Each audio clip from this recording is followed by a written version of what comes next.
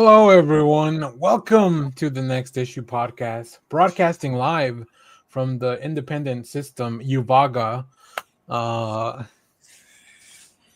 doesn't know what I'm talking about because he hasn't seen the movie. No idea. That's what happens I would when like you to don't do the point out. homework. I would like to point out that 30 seconds ago there was not a Santa hat on anybody's head. I didn't No, realize I didn't know this that. was the Christmas episode. Do I need to get my Santa hat? I mean, listen, it's December, and I'm gonna wear this thing to everything that I can. So He's good. Feel free to step away to grab your Yeah. Santa hats one at a time. So wait till Clay comes back. Jeff, if Dan- you have one.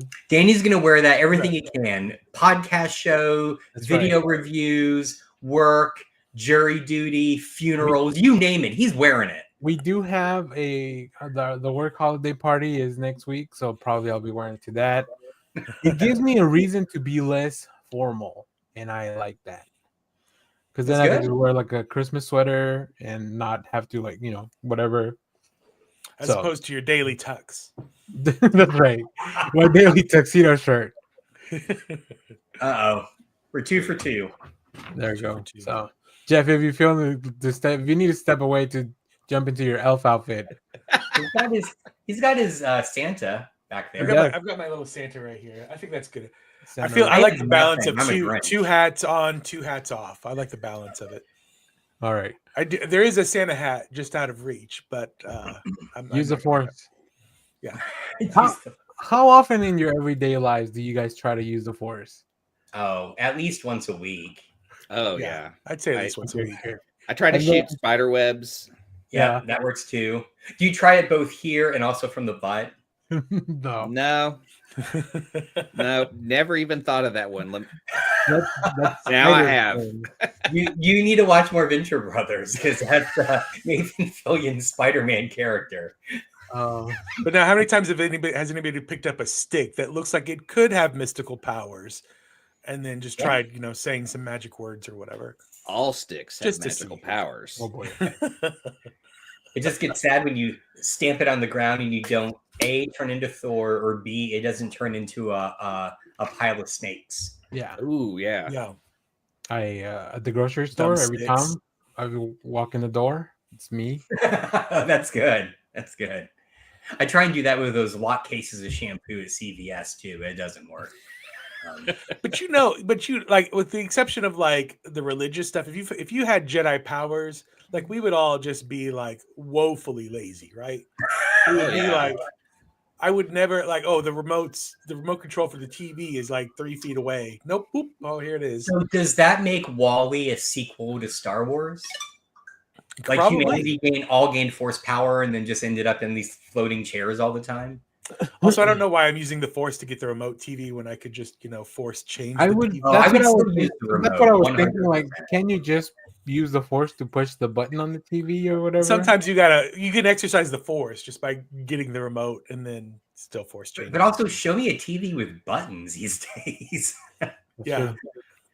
That's true. That's true. That's They- very true. They or maybe like a Yondu style arrow. Oh, that would be cool. I would very much abuse that. Not to harm people, but just to knock their phones out of their hands while they're driving up to you. Oh God. I would just that use might it to cost tap more. people on the shoulder and Yeah. have them turn around and not know anyone's there. You could make the greatest kebabs with that thing. You really would. Yeah, you're right. You're right. Let us know, how would you use your force powers down in the comments. All right, let's get to it because we got a lot of show to do. I'd be straight up evil. We can't even air what I would do. So join I our can- I can Patreon imagine, and I'll write like, it out. I can imagine like Josh at his house, like trimming the hedges with a lightsaber, just vroom, some light scarring at the top. Who was I? There was someone I was reading online or something the other day, and they were like, George Lucas introduced this cool thing called a lightsaber, and the only time we've ever seen it actually maim someone is in the cantina scene in the first movie. Other than that, like, that thing never does anything. Qui-Gon would have something to say. I was about to that. say Qui-Gon begs to differ. All right, that's fair. I And I totally guess forgot. Maul. I have not seen episode 1 since it was in the theater, so I really need to go back and rewatch it. Yeah, not missing much. I know. Except some great pod racing. Solid. I will say pod racing is the funnest thing in the first movie. The Solid. pod racing is the funnest thing in the first movie, Well, and the best until you get game to the mechanic mall of the first scene. movie. It's like pod racing and then the mall scene, and then you're like, whoa. That That was great. Right? No, I like the Darth Maul. I mean the Darth Maul. I'm sorry. Yeah. For some reason, my brain went to Not the like mall. the scene in There the isn't a Senate. mall scene in the where Anakin goes. No. I When they didn't go think to the that. mall? For some reason, my brain interpreted it as the scene with the Senate where you have the little hidden. Oh.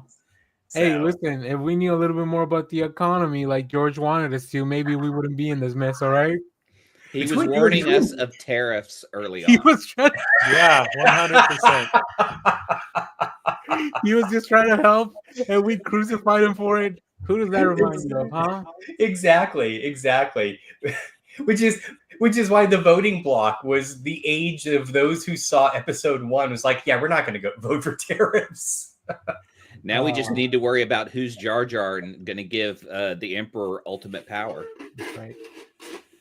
Anyways, all right, that's enough. It got too real. It got too Danny real. sees the gears going in my head. Yeah. A dark path this leads to. We're just going to speak in Star Wars for the next 2 hours. God. All right. With that, though, that's a good segue to kind of get into what we've been watching, and I'll kick us off. I don't see this on anybody else's list. Did nobody else watch Skeleton Crew? Was I the only one that checked it out? No. I hadn't watched it yet. Look, guys, I haven't seen Goonies, but I hear it's like Goonies with Star Wars. That's what I hear too. But You he also haven't looks- seen Goonies? He hasn't seen Goonies. He hasn't seen West Wing. the big two. The big two. And, okay, wait. Because it's the holidays, have you seen Gremlins? Oh, yeah. But I've seen both Gremlins. Okay, but you've seen Gremlins, but not Goonies. They're like the core G movies from the 80s. I was beholden to what HBO was playing when I was a kid. All right. That's more an HBO. You saw Urban Cowboy a lot. I saw a lot of Pauly Shore. In the late 90s. How long can you run lines from that movie? I don't think I can, except like, hey buddy, like just the polyism. Was he in Chairman of the Board, or was that Carrot No, that was Top? Carrot That's Top. Carrot Top. All right. Which one's Biodome? That's a Stephen Baldwin Oh.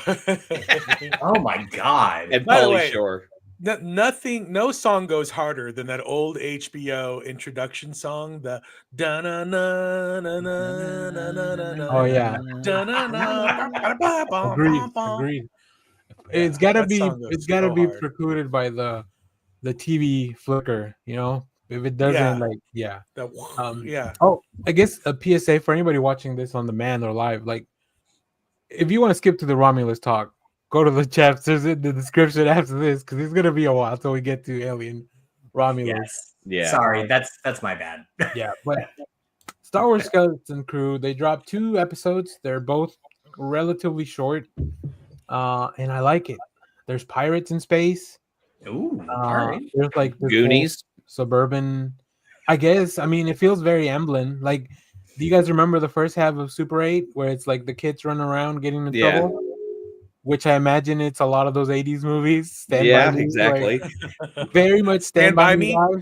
So wait a minute. So in the Star Wars universe, with all this tech, they don't have iPads and they aren't just stuck looking at a screen. They actually go outside and play. Well, funny enough, they just bring their iPads outside with them.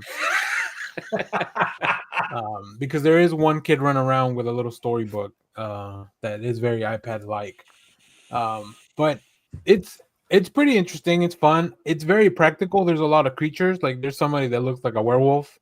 You've probably seen the little Max Rebo. That kid, I would die for that little elephant kid. Neil, I think that's his name. My goodness, the most adorable little alien you'll ever meet.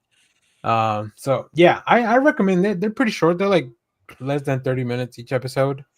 And a buddy of mine, Mike, said that it's really angling to bring kids into the Star Wars universe. This is like their onboarding. Which Yeah. is so weird when you think about it, because we were all kids when Star Wars came out, be it the original trilogy or 1, 2, and 3. I know, Star Danny. I Wars? was including you there. Star Wars for kids, preposterous. Right, exactly. Next thing you know, they'll have toys that tie in with it. George Lucas must be rolling in his grave, even though he's alive. in his prepared grave. He just sleeps in it at night. I did see somebody on one of the social media things saying like, the Skeleton Crew is for kids, and then there are people arguing, no, there's too many references. It's for Gen X. It's like a throwback. It's for Gen X. It can be for both. Again, Yeah. why not both? I mean, yeah, Looney Tunes did it. Looney Tunes did it, right? You could argue the original Star Wars did it. I was going to say Star Wars did it. Yeah. So they've forgotten the old ways. I'm not going to commit myself to so many Star Wars shows because they've proven that they're adult shows like Andor. That's pretty much the kind of stuff I want to watch. I could never get into Rebels and some of the other stuff, so it's just like I'm going to be more picky about the stuff I watch from them. All right, fair enough. For me, there's just a finite amount of time, and I watched too much Humans versus Hamsters this week. So I watched that too. We'll get to we'll get to the hamsters in a second. Very few hamsters in this show. All shows need a hamster. Unlike usually, when we have hamster talk. Yeah. Hamster, welcome to the hamster corner. Welcome to the wheel. Abbott Elementary. They introduced the hamster. It's been going well. I didn't put it on the notes, and I don't want to talk too much about it, but this week's episode of What We Do in the Shadows was probably the funniest episode. It was so good. And I'm behind. Don't spoil. Okay. No well, fuck. Then I can't. Okay. I'll still keep it vague. I was the only one in the house who had seen the thing that it's referencing. So I kept having to explain, like, no, all of this is related, right? It was amazing. I will probably say that I've also seen it because it came on HBO at some point during the time. So. Well, and to flip the paradigm here, I did not see it until I was teaching, and I had an amazing student who was like talking to me one day after class, like, "Well, you've seen the Warriors." Oh, fuck! I just fucked it up. I'm sorry. Fuck. Sorry. It's all right. It's just that's like a vague. It's like the top of the iceberg of that episode. Uh-oh. He kicked himself off. I removed him. What the hell? Oh, sorry. But do they do the that's all you're getting from it? That's all you're getting. Just go into it. Now I know, but this is good because now I know I need to revisit the Warriors before. Anything Walter Hill, you should always revisit. Clay, maybe a little less hamster, a little more What We Do in the Shadows. And that's what I have to wait for Shelby. So it's like let's recalibrate. Yeah, only less though, not zero. Not none, just less. All right. Also, I went to the theater, and this will probably just be for me saying it out loud because I don't think any of you guys care. I went to watch SoloLeveling Reawakening. I was like, it's got to be anime. It is anime. I don't even know what that is. What is that? This was for the younger crowd. I need a way to bring him in. Are you calling me old? No, I am. It's fine. Wait, what was the movie called? SoloLeveling Reawakening. So it's not SoloLeveling. I thought in the note that you had played a video game. It's not even a movie. So it is a manga. Not a manga. Sorry, manhwa. It's from Korea.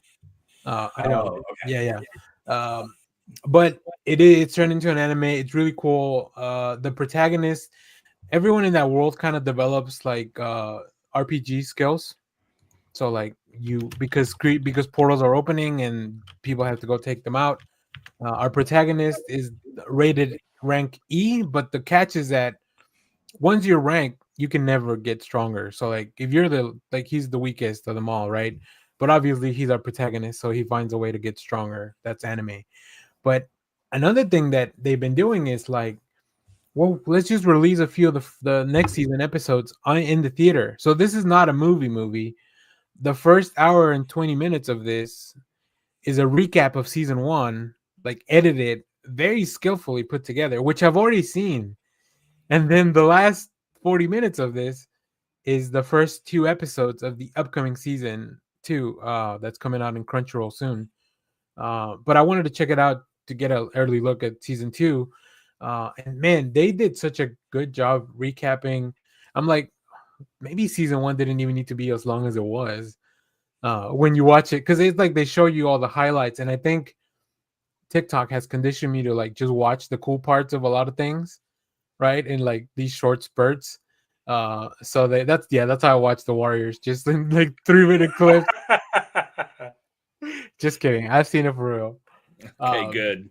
Yeah, but it's really fun. So I was between that and going to watch Y2K, the new A24 film.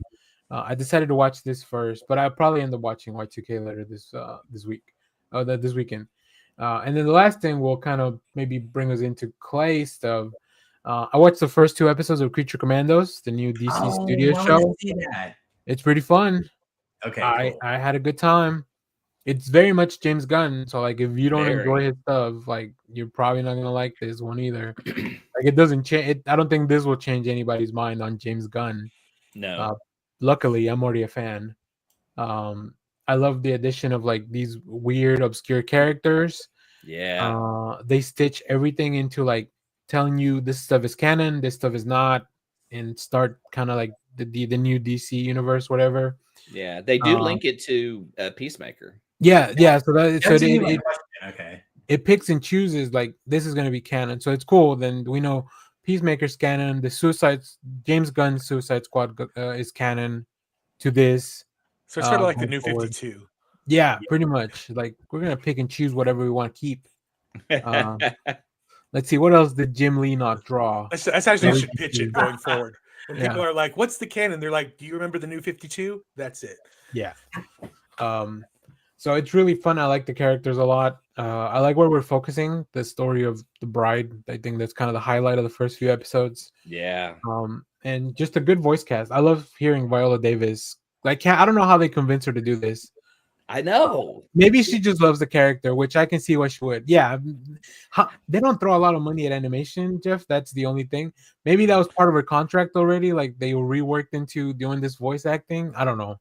I think, but James as an Gunn actor, I gonna... think you're going to take anything, and then you're also like voice acting is like the gig for actors because you don't have to. There's no makeup. There's no nothing. You just show up. You do your lines. Show up, do it. Yeah. I think Amanda's... Sometimes you don't even have to show up. You just turn it in. Like I think Amanda's going to be a very big bad in the James Gunn cinematic universe. I hope so, because I feel like she was such a get early on. You know, even for the first Suicide Squad, and man, just what an amazing actor. So keep her on as long as possible. And if she's having fun and wants to do it, you know? Yeah, because I think she could be bigger than Lex, definitely.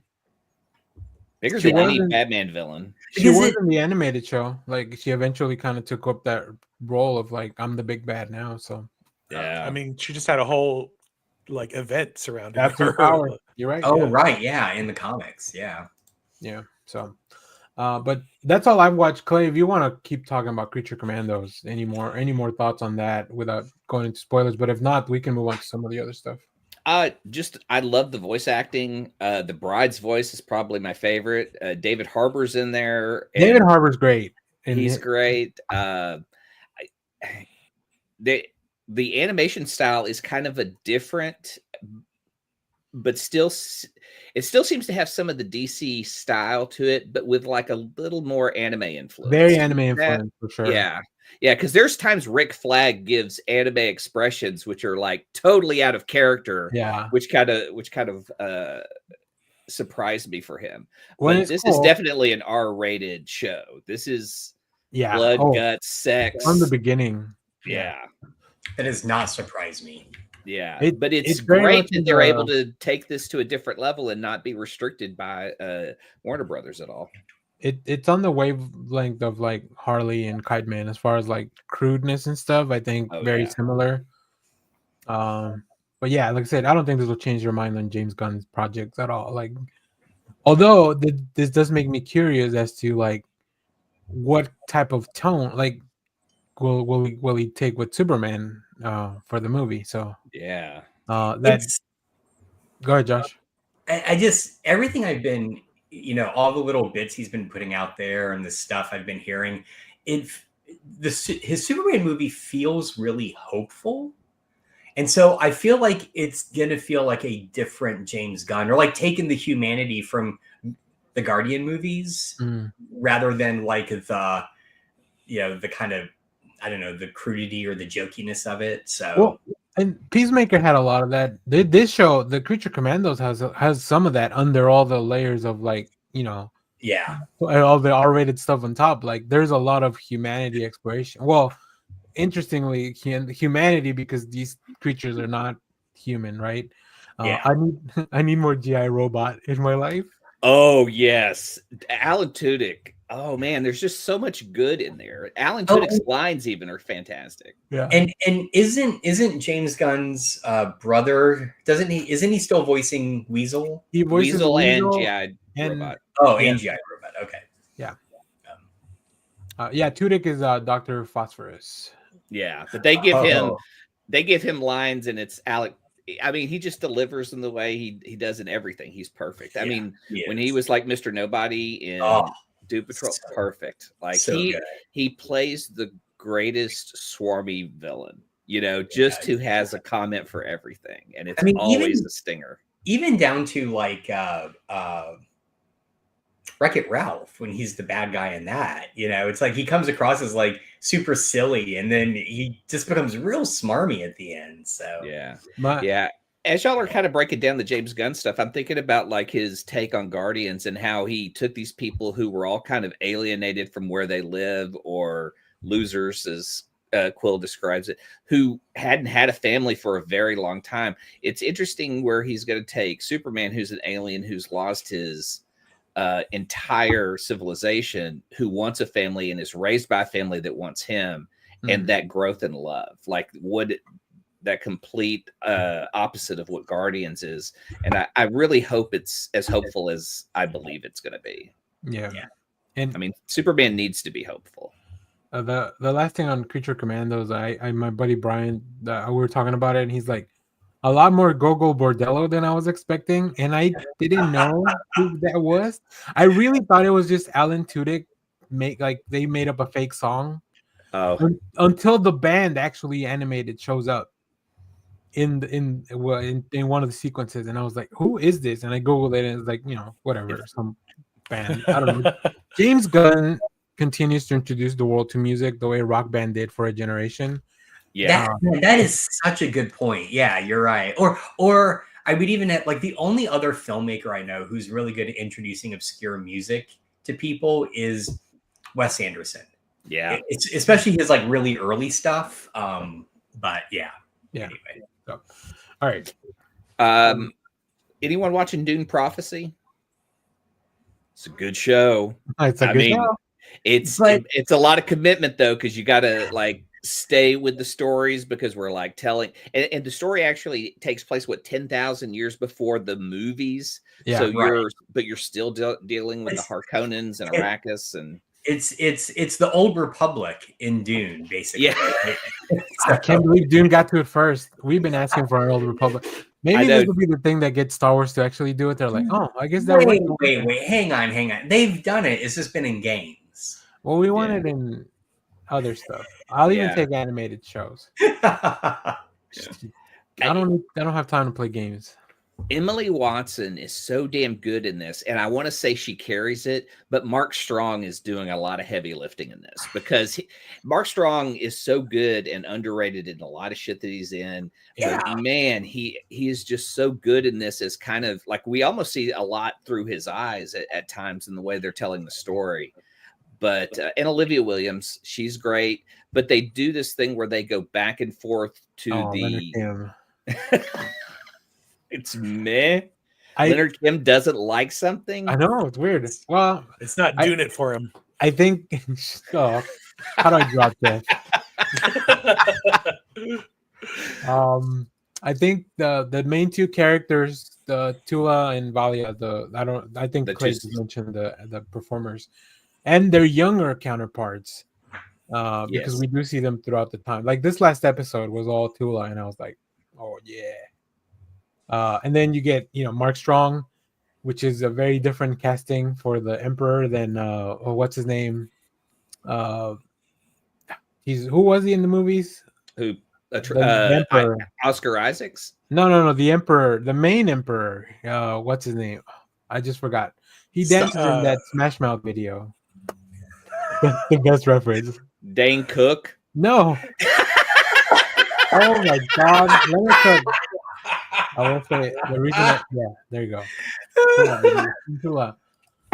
You guys are killing me.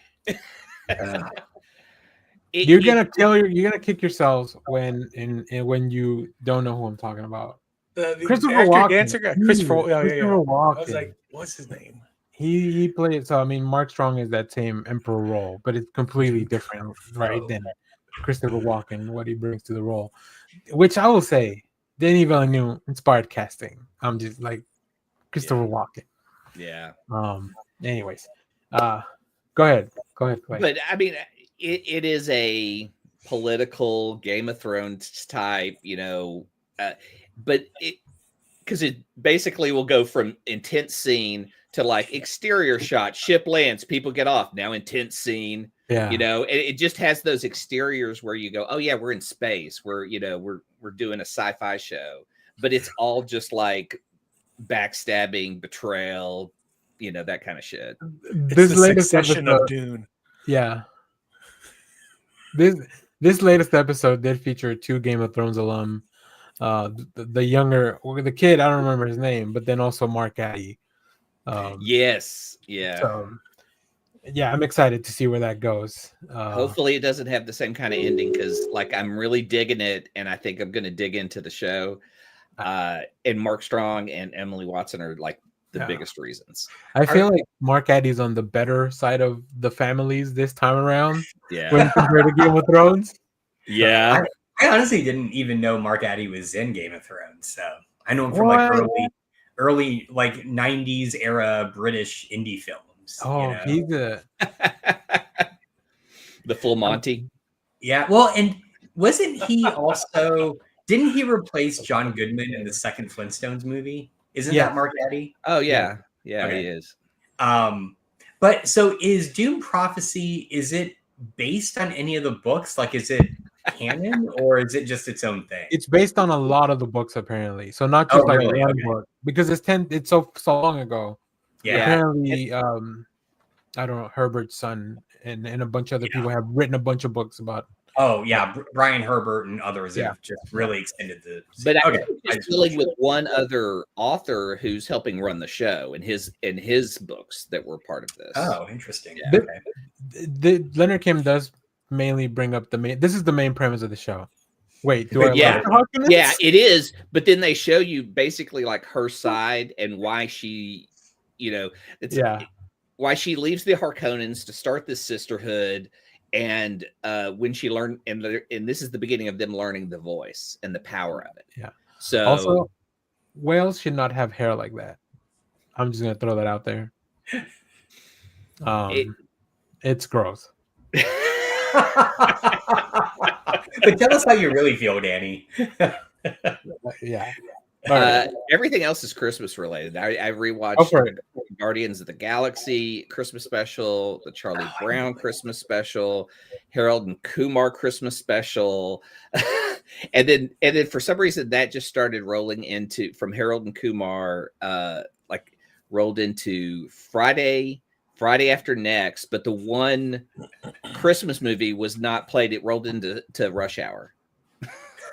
Oh, and then it rolled into How High. So it was just like weed movies all the way back to Rush Hour. That's a pretty natural segue, like Christmas, Harold Kumar, weed. I think Saving Private Ryan right at the end.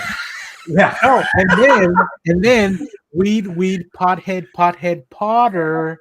Like it really. That's the pattern. I think Clay's just developed his own natural algorithm. Yeah. I'm the algorithm now. Yeah, right, exactly. He's humanized the algorithm. It was all Tubi. Did watch a Hallmark movie last night, the Santa Stakeout, with Tamara Mowry and Paul Campbell, where this is the weirdest thing, but they got Joey Pants.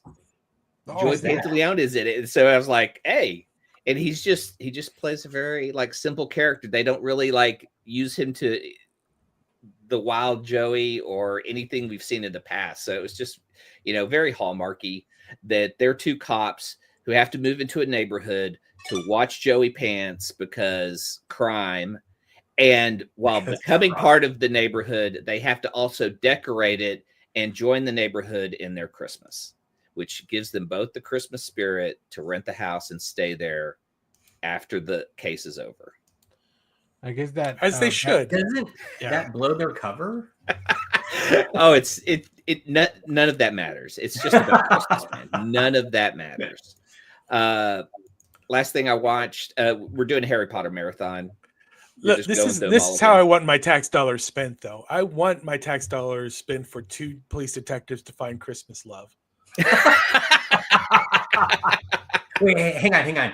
In addition to socialized healthcare, or just in lieu of? No, this is all I want. I just all right, got you. All right. I want my tax dollars to go to Christmas stakeouts, where 2 lead detectives have to rent a house and decorate it, and then fall in love. This is in the tank. This is somehow quintessentially American, which is 2 police officers stake out a Christmas house, assuming there's drugs or guns or something nefarious going on, and instead, what they find, it's an illegal hot chocolate rain. Okay, it's an illegal candy cane exchange. Illegal candy cane exchange. That candy cane is made of fentanyl. Oh, wow! Too real. That escalated very quickly. Like, there was no need. It could have had anything else but fentanyl in it. Yeah. Santa's now a part of Big Pharma. You don't want to know where they're smuggling those candy canes. Careful, Santa. They're out there shooting Big Pharma. I thought I was going to be the one who would say I was going to say, I was staying way away from that. It was going to come up anyways. Just get it over with. Yeah, right. I think there's like 3 other CEOs grew in its place anyways and replaced it, so it doesn't matter. Oh, yeah. Like every CEO position's like Hydra. All right, back to Potter. No, that was pretty much it. Okay. That was the way. Which movie are you guys in right now? Prisoner of Azkaban. Okay, and do you remember your favorite one? Because I kind of put the first 2 together. I like the second one because it has a lot of Christmas looks to it, but you can't beat the first one. The first one is just like, here's magic. We're going to take you to this world of magic. Yeah. I mean, you're just following through Harry's eyes, so everything's like pretty fucking cool. I really like Prisoner of Azkaban. Yeah, with introducing what's the name, Sirius Black and Remus Lupin, and like the whole dynamic with them two, and what's the Professor Moody? Is that the one with the eye? Is that a different movie? Yeah, that's a different one. That's a different movie, right? Oh, yeah. Is that 4 then? Yeah, is that Order of the Phoenix? That's one previous to that. Yeah. No, it's is 4 or 5 the one with the game? Like 5. The big challenge. The cup, the Goblet of Fire, right? That's the last one I've seen. I've only seen the first 5. That's the one with Batman in it. I know. That's the one with Batman. The one with Batman. Adam West. I've read all the books, so just FYI. Yeah, see, I've never read them, so my outlet is the movies. Well, I didn't want you guys thinking like I had no idea how the hell Harry Potter. Who am I? I don't know about you guys, but I've read all the books. I've read all the books. Yeah, I've read all the books. Well, everyone has. I read them in Braille. No. Oh, that's crazy. That's an interesting way to read them. Feels like I read them in their original racist. Yeah, exactly. Exactly. All right. Guys, keep your politics out of my show, all right? JK. Boy, that works in multiple ways there, man. I hate it. All right. So Clay, you're done. Josh, tell us, what have you been doing? Why you been away? What was it last week? What did we say you were doing last week? I don't remember. Murder. I don't remember. Were you in New York last week, Josh? I think you were in New York, right? You were in New York earlier? Nice. That's not good. Not good at all. Yeah. Josh is like, I'm not touching that. Anyway, Yeah. Josh, what have you been watching? For the record, I was not in New York last week. Josh is like, look, I know I'm attractive, but nobody's that hot. Okay, there's only one person. Yeah, I know, right? Have you seen my eyelashes? They're totally normal. If you see Josh trying to fix a camera, there's no way. There's no way. It's so true. Oh my god! Well, get his own shot right. Anyways, I have not been doing much. It's the end of the semester or so. Been completely swamped, but I have watched a couple of kind of short things.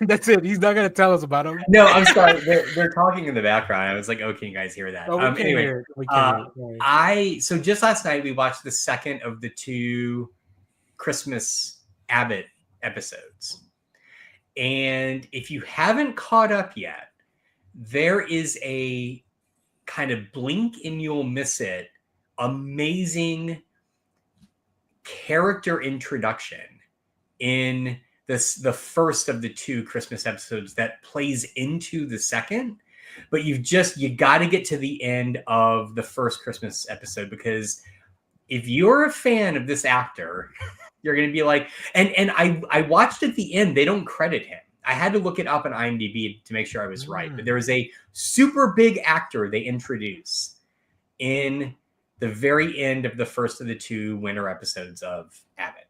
So Carrot Top. Okay. I wish. Then Daniel Day-Lewis. You can't miss Carrot Top anymore. That dude is built like a brick house now. That is so weird. It's like, all right, can we get him and Jake Paul to fight and they just murder each other? Like, would that happen? Remember when Dave Chappelle came back from Africa, like super joke too? Like, Yeah, I do remember that. We also started watching Man on the Inside. Oh yeah, Michael Schur's new show with Ted Danson on Netflix. Yes, and it is.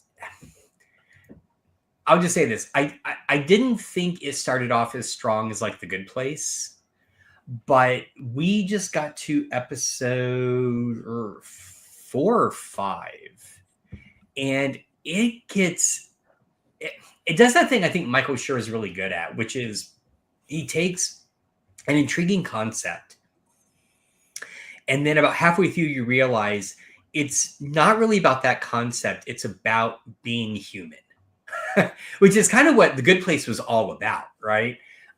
It's really great. If you haven't seen it, the basic premise is Ted Danson is a retired engineering professor who has recently become a widower, and his daughter, played by the waitress from Sunny, and her husband is played by Pillboy from The Good Place, and they are all the chemistry among the actors is really good. Mm-hmm. Like, I feel like this show would have been made or broken by the cast, and they definitely got a cast that all gels really well. Anyway, she is worried about her dad because he just like spends all his time at home. He doesn't have any friends. He doesn't like interact. So she encourages him to get a hobby. And the hobby he picks is he ends up getting hired by a private investigator to infiltrate a retirement home in San Francisco because of a theft of an item. And that is what makes him the man on the inside. So it's like him playing spy. But the thing I love about this is it's a Ted Danson character that kind of works against type, right? We so often see him play these very confident people. And this is him. He is like giggly in this show. It is so delightful to see him in this kind of like kind of role. It's great. So if you haven't started watching yet, go check out Man on the Inside. I would say give it to about, I would argue, the 3rd episode for it to really click. But yeah, it's great. The cast is great. Sally Struthers is in it. Like, she's awesome. She is great in it. Yeah. It's a fantastic show. Really. So just researching it, it looks like it's based off a documentary. No, is it really? Yeah. So like just searching up, it pulls up The Mole Agent, and it says it's a moving documentary following an 83-year-old widower on a spy mission as he infiltrates a nursing home to see if residents are being mistreated. But I mean, it's very low stakes. This isn't The Americans, right? Yeah. So yeah, I mean, it is. I've been joking. It feels like it kind of wants to be only thefts in the building. But it doesn't. I hope it doesn't try and do that, because I feel like it's actually veering to be something different. Again, like a classic kind of Michael Schur jam. You know? I think it's only 6 episodes anyway, so like you're almost done. Oh fuck! I'm really close to so. in there. Damn. All right. Have you seen? Because I think you weren't here last week. You want to talk about it? Have you seen St. Dennis Medical? So we watched the pilot episode because you guys were raving about it, and I don't know if it's just the way that he always structures first episodes, but it just didn't really click for me. I'm struggling with it now. Are you okay? All right. I'm struggling a little bit. I don't think the nurse, the new nurse guy character is clicking. Yeah, I he's didn't. terrible. Mainly because I don't think it's funny to have an incompetent nurse in the hospital, right? Like, yeah. And then, I mean, a cocky surgeon who might be able to pull off something that saves your life. Yeah, I believe in that guy. But someone, like David Allen Greer's character, like he's great. Oh, he's amazing. He's really funny. The surgeon guy, even what's her name from Superstore, Reno. Sandra. Yes, she's also. Sandra. Oh no. I was thinking of like the head of the hospital played by. I don't like she's giving me like Michael Scott season 1 vibes, and I need her to evolve into Michael Scott later seasons. Or comparison would be the manager played by the guy from The Kids in the Hall in Superstore. Like his evolution was really fun. So I don't know. Okay, so I'm glad I'm not the only one that is kind of like. I'm digging it, and I'm just looking for like the good character moments that we're going to remember, because I feel like this might become a binge-worthy show, but they do need to. They're still finding fix some of the characters. Yeah. So, the nurse is bad. I keep wanting to call her Mrs. Goldberg. Oh, right. Yeah. The director. She seems to want to make her like a lonely, sad person at home, like work is her only outlet kind of thing, which I get a Michael Scott vibe from that. But she can do much more and do much better. Don't go down that path. Yeah. Yeah. So, I do feel like the main character in this one can carry it better. It's going to sound bad. I didn't like either of the two main characters in American Auto. Like they really never, like, to me that was like casting where the actors didn't gel. Although all the surrounding casts were great in that, but it never really got to me. And I feel like this one's right on the precipice. It could go one way or the other. Yeah, I'm gonna keep watching it, but I mean, I like bad sitcoms too, regardless. So I'm the only one probably watching that Reba McEntire. You are. Yeah, you are. And only you. It only streams in my house. Exactly. Has the Nielsen people come by just giving you the box, but it just says Reba on it, like it's only for that show. Where's your Reba poster in the background? I had to take it down because Absolute Batman came out. Fair. All right, Reba. All right, Jeff. Let's start with your watches, and then we can move into comics from there. How about that?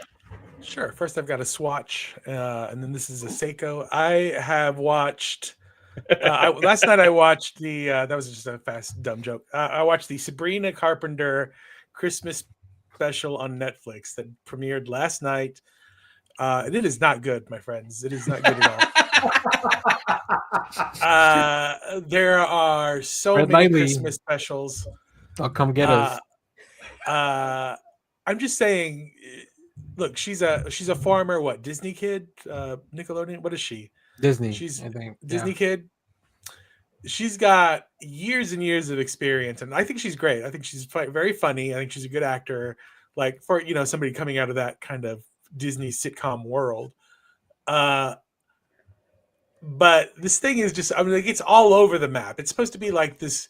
It's supposed to be like I forget what it's actually titled. It's like Sabrina Carpenter's random holiday special or whatever. A nonsense Christmas. Nonsense. That's the word I'm looking for. But it's not really nonsensical. It's just kind of boring. And there's a couple of songs. She does a song with Chapel Roan that's really good. And then she kind of Christmas-fies some of her music. But it's just not entertaining, really. It's got a weird, like, live performance, like where she's performing in front of a live audience. Then some of the stuff is pre-taped, and it doesn't transition between those things very smoothly. It's all over the map. Look, Jeff, give her a break. She just broke up with Barry Keoghan, all right? That's right. So, that's right. Why do we know this? Because why do we know this? Joker. What do you mean? Why would I not know this? He's the Joker. I know, but it's ridiculous the fact that we know these two kids. I know dating and not dating. Names. All these names have just gone. It's like white. I will say, I envy your ignorance. I did want to say, Jeff, maybe you were not the target audience for this. I'm definitely not the target. There were so many people that I'm like, I don't know who that is. I don't know who that is. These people. Sean Astin plays Santa Claus, so that's something. It was the same way they announced the guest this week for Saturday Night Live, and it's Paul Mescal and Shabuzi, and I was like, "What's a Shabuzi?" Is it a little more? Need to get a little Shabuzi for that show. Yeah. I do want to credit Netflix for the fact that I feel like they have doubled down on this idea that they must have an annual Christmas special of something, and it's usually of the variety show approach, which the Bill Murray Christmas special is my favorite, and I've like heard 10 that years ago. Yeah, but I feel like they're trying to bring back this like dead genre that, let's be honest, if Star Wars can't pull it off with a holiday special, nobody can. I still rewatch A Colbert Christmas, which tried to pull it off when he was the character Stephen Colbert. Oh, interesting. Okay. Carpenter's fans. Leonard Kim, because they must. I don't know who she is until she showed up on SNL. I'm like, who is this person? I mean, I do like please. The Espresso song did get him stuck in my head. Anyways, what else, Jeff? I did go see Wicked this week. I wish you had gone immediately to the Yad Rock from the previous thing. Well, I'm down with. Yacht Rock. So I saw them both in the same day. So it was a very confusing day for me. That's a lot of music for you. It's a lot of music. It's a lot of great music. They don't blend very well together.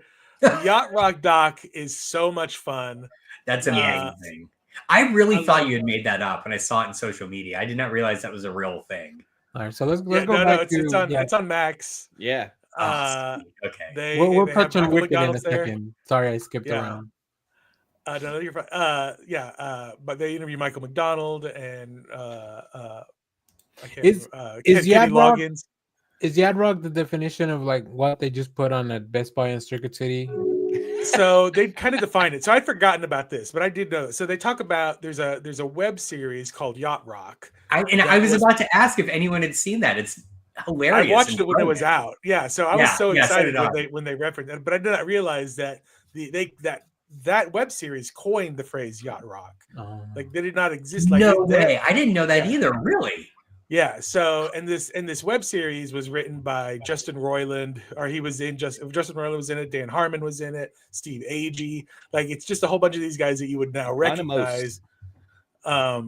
Back then, that were just like hanging out in LA, just Some of them worked in a record store, and they were literally they would just talk about how all these like easy like 70s easy listening rockers were kind of crossing over in the same albums. They all kind of had the same vibe, and then they were like, let's make this web series and call it Yacht Rock, and they kind of invented this fictional history of all these musicians. The documentary, the web series is hilarious. It's still on YouTube. You can still find it on YouTube. It's been upgraded to high def. So it's, oh, really? Okay. Yeah, yeah. Because I tried to watch it like, I don't know, a while back, and I can only find Because that's what these originals. rock bands need, high def. But they get into like, these guys were like, well, they didn't call it Yacht Rock when they were making it.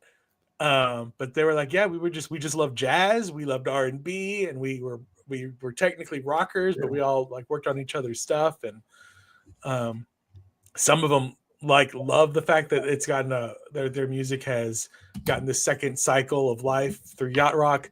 Most of them hate the phrase, the term yacht rock. They don't like it at all. But yeah, it's a great documentary. Christopher Cross. There's a lot of drugs involved in yacht rock, which is surprising. Yeah. I mean, you're in international waters, you might as well. I mean, I love the Doobie Brothers, the feud between Kenny Loggins and Steely Dan. There's a few Hall & Oates.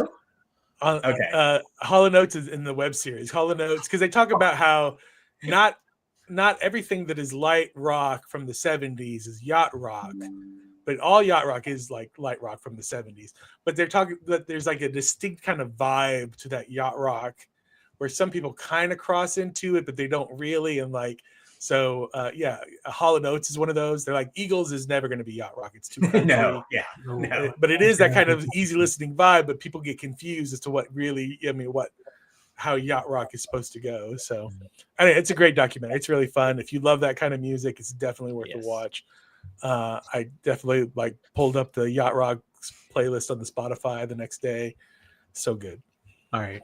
Interesting. We did have a comment earlier. Wicked was a touch long, but very good from Mirror Domains. Jeff, what did you think of Wicked? I loved it. I thought it was great. I think it was fantastic. It is very long. I made sure to dehydrate myself just the appropriate amount of time so I would not have to go to the restroom during the movie. I did not order anything to eat or drink during the movie. You wore a catheter to the movie. Yeah, exactly. I wore my adult diapers. I think Ariana, Cynthia are going to get Oscar noms for Best Supporting and Best Actor Lead. I think it's going to get a Best Director nod, which is great because that guy directed like Step It Up 2 or whatever. Step Up to the Streets. I think it'll get Best Costume Design, Best Set Design. There's all kinds of things. The sets were real. I love that. They planted all the poppies or whatever. 9 million poppies they planted or something like that. Wow, that's amazing. Yeah. And then they reuse them. So like they use them in one shot and then they reuse them for like Munchkinland and stuff like that. It's a lot of really cool behind the scenes stuff's been coming out. It's a full-on musical performance. Yeah, it is classic Hollywood to the nines. It is great. Yeah. Nice. Very nice. The last thing I watched one more thing, I think. The hamster versus human versus hamster. Oh my gosh, you guys, has anybody else watched this yet? Yeah. Well, I don't know. I can't believe that was the response because I like that Clay's not proud of it. Here, let me put you guys up Clay's there. like, I'm out. I watched it for Sarah Sherman. That's the main reason. I love her on SNL. I think she's fantastic. I feel like she's really wasted as a host here, but she does bring a lot to it that made me want to watch the first episode. I mean, she's muted Sarah Sherman because it's not her show. But I love the idea of like it's basically what is it? Wipeout. But it's a human versus hamster. So it's this giant set of obstacle courses where the human has to run the human-sized version of the same thing that the hamster has to run. And when I'm watching it, I'm like, how are they doing this? Because it doesn't feel like there's no way they have them running at the same time.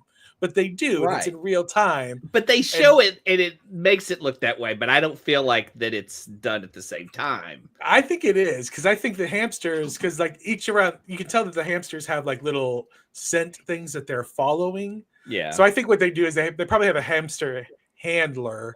So if the hamster is just like off in hamsterland, the handler probably puts it back on the path of the thing to make it. Excuse me, Hamsterland. I'm gonna need you to elaborate.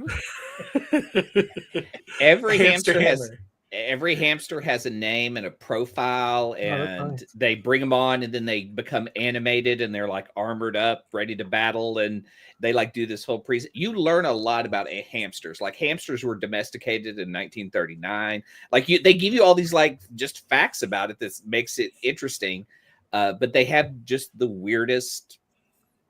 It's just a weird premise. If this was the thing is like the races are so close sometimes. Yeah, and this is where you can tell that I think it does happen in real time because everybody's reacting to the race in real time. So you can see the two hosts, Sarah Sherman and the other guy, like really get into these races, and it's as you're watching, you're like, I can't believe I'm really rooting for a human to beat a hamster running a wheel because the hamster is like full on running the hamster wheel like a hamster would. And you watch the human run the human size thing, but the human, of course, has a higher center of gravity. So they keep flipping and stuff in the wheel because they can't, like, they're going so fast that their feet can't stay underneath them in the wheel. I think it's great. I didn't binge the whole season. I can't watch like a whole thing like that. But like 3 episodes in a row, easy, done. Is the other host Richard Gere holding a cardboard tube? And if not, why not? He's the sound guy. He's okay, like, how am I the cleanest one this episode? That was I was gonna say that was a joke only for the old timers here. Did that make any sense to you at all? I sure didn't get it. So. Okay, all right, good. But you can put 2 and 2 together, though. I'm not gonna. No, I won't. It's more like 1 and 2. Sorry. All right. Well, you see where they connect, though, right? Do you think this whole show came about because like an exec at Warner Brothers came across that episode of The Simpsons where Lisa was testing? Oh, yeah, I bet you're right. I feel like it was somebody's kid was promoted to be a showrunner, and he goes, "I like hamsters," and so they just created this entire show. Oh, maybe they because it is really like people that love hamsters will love this show because it's just interesting about them, and then it's American Ninja Warrior with it. I mean, I have to say I haven't seen this or heard of this, but the premise that Jeff described, I'm like, I kind of want to go watch this. But like 1 episode though, right? Like how many episodes can you really? Yeah, I think squeezing out a whole season out of this. I will admit. I mean, if you could get through a Floor is Lava episode, this is better than the Floor is Lava. I think. Yeah, it's better than that. I don't it doesn't sound like it does this, but it needs it. It needs a WWE style character development. Hello. No. Right? There are wrestlers. There are 2 not professional, I mean minor professional wrestlers. But not the humans. I want it from the hamsters. Well, right. If this was the 90s, they would have come out with like little promotional cards for the hamsters, like American Gladiator style, exactly, with the profiles and everything. I just want to get a heel turn from a hamster. That's all I want in life. I don't know if the game evolves, but in the first one, it is interesting on how they compare hamster strength to human strength, and like they had this one where they have to push a car up a thing, and so they take the weight of the hamster and make the car as much as the hamster, and the car is as much as the human to push up the thing. That is classic comic fan discussion there. Like, who would win in a fight? Yeah, some of the thing. There's one of the obstacle courses. They have to crawl through these tubes, and there's a string of pasta that the hamster has to chew on, and then there's like a twine that the human has to chew through in order to get through the tube. I'm telling you, this show is so good. The show is worth watching. I didn't see the strings. I saw the one where they had to pull them into a bottle. So there's like one where they so there's these people. You climb through a bottle like a hamster would, and then the whole premise is that hamsters have a spine that they can bend so much to turn around in something.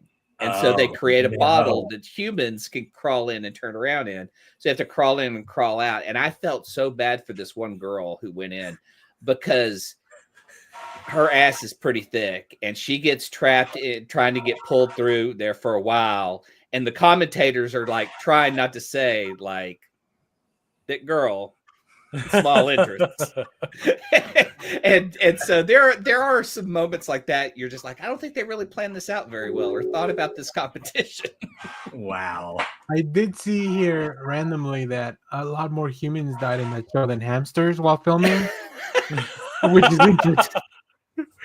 is interesting. So, anyways, all right. Well, Josh said comics in a second ago, so we'll use that as a segue. Jeff, you want to talk about comics real quick? We'll go back around, and then we'll get into Romulus in a few minutes after comics. I will say first, my comic shop got their deliveries late, so I picked up some of the. I haven't had much of a chance to read anything this week, but I missed all the Marvel stuff. I don't have any of the Marvel stuff. I have to go back for that. What a bummer. The only thing I've read this week so far is the Birds of Prey 16. I think that's what this issue is. Yeah, 16. Kelly Thompson. Batgirl has been trapped trying to look for stolen kidnapped Amazons. Good stuff. Really good stuff. Kelly Thompson. And then Absolute Superman #2. The only two things I was able to read this week so far. Pretty good. I think if I'm ranking them, Wonder Woman, Batman, Superman.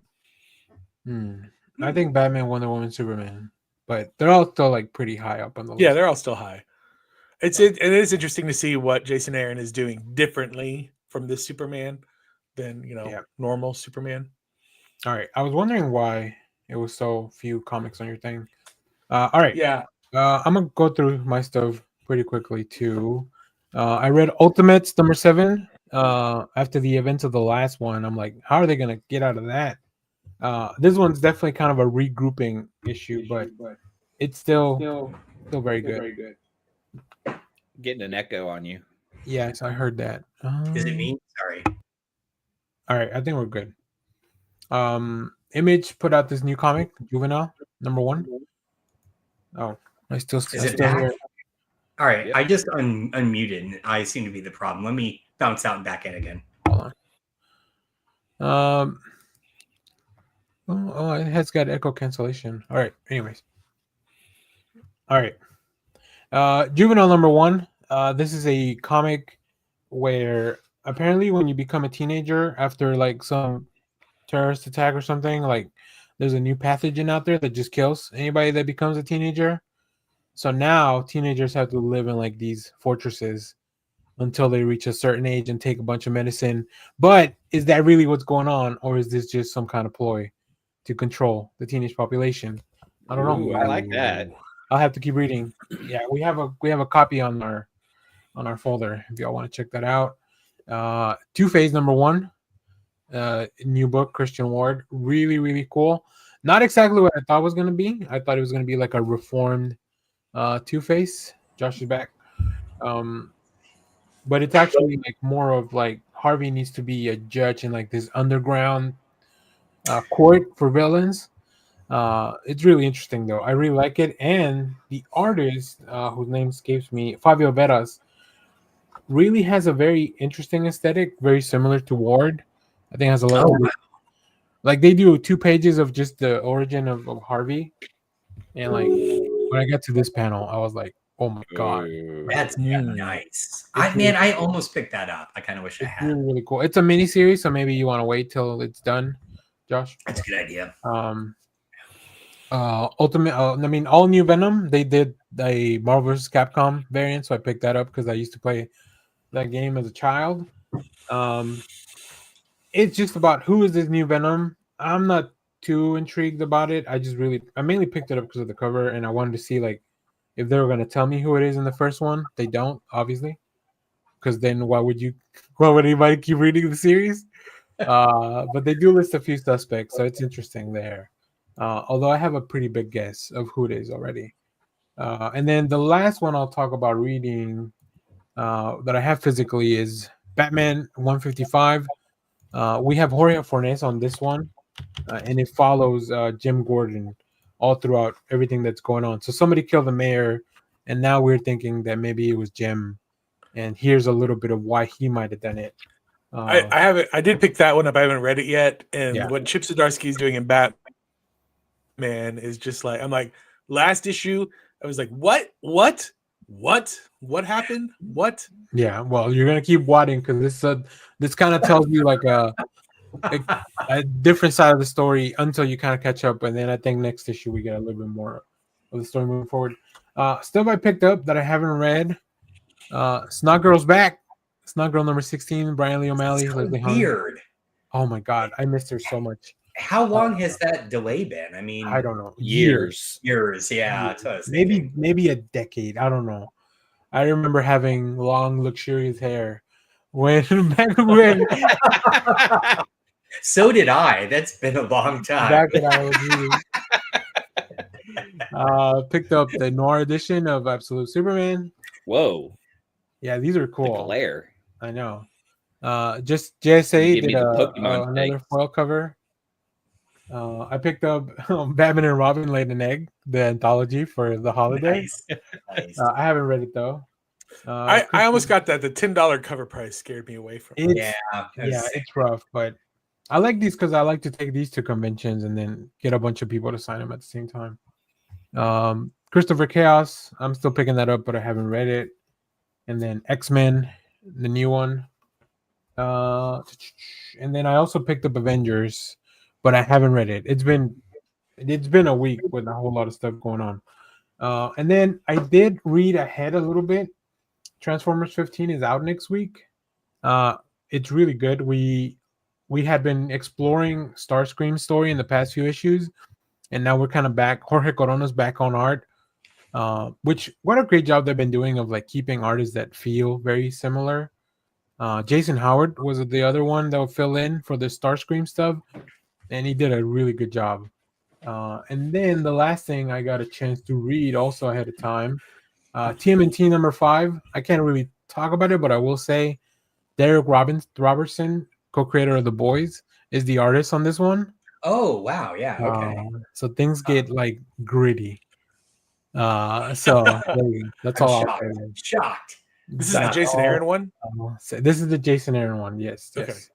And then after that, issue 6, which they've sent us like a little preview of out in January, that is like where I think it's the main artist takes over from there. So we had 5 guest artists in the first 5 issues, and now and I guess from the cover you can tell that number 5 is kind of like the Casey Jones issue too. So you can see why they would get Robertson to kind of do this one if you're familiar with his work. So all right, Clay, do you have any comics? Do you have some stuff there written down for comics? And I don't know. Yeah, I've just do what?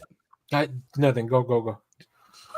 Oh no, I just I've been going through my digital pile of unread comics. So I just went into my Marvel app and just selected unread to see how much stuff I have unread, and have just started reading through them.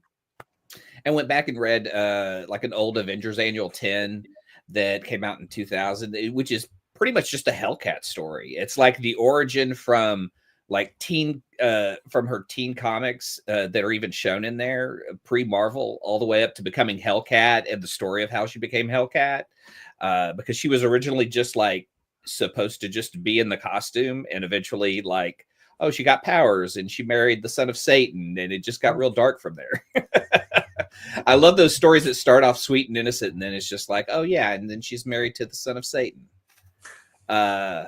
Atlas number 1, because I love Gorilla Man. This is Jeff Parker bringing the Atlas gang to, I think this is their first run. Like the Agents of Atlas? Yeah. This is just Atlas. Just so it's like 2010. Gotcha. It's a fun book. I'm going to try to find more trades of those, because those... it would be interesting if Marvel ever went this route television wise and let Jimmy Woo run an Atlas team, which looks fun as hell. I mean, it is a misfits group.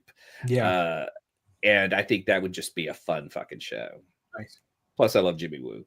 Also, Avengers: The Children's Crusade, which was an early storyline for the Young Avengers, which may be the story they're adapting into the film. So it was kind of neat to go through the early days of the Young Avengers, where they're just trying to figure out stuff and the direction that they're going. So that's pretty much it. Yeah. How many unread digital comics do you guys have? I don't even want to. I mean, I don't want to speculate. I bought a Comixology had a lot of sales at some point. Right, exactly. I know it worries me the amount of games that I bought on sale from Steam that I've never played versus the amount of comics I've bought from Comixology that I haven't read. If I go to Humble Bundle and download everything I bought, like we could do. Good lord, man! Oh, I forgot about those. We could do a decade's worth of shows just based on all the Humble Bundle stuff we bought throughout the years. So many books. So many. Yeah, that's all the comics I've got. All right, Josh, any comics? Anything? Oh boy, let me tell you. So first off, he's like, "Oh boy, no." This is how far behind I am. Oh, that's a thick stack. Oh yes, I'll tell you this: that stack couldn't turn around in a tube. And these are all the titles that I bought that I'm still behind on. So like Grommets, okay, Rocketeer Break Free. The last Grommets takes a turn. Fuck. Frankenstein. That series is over, so you can finally catch up.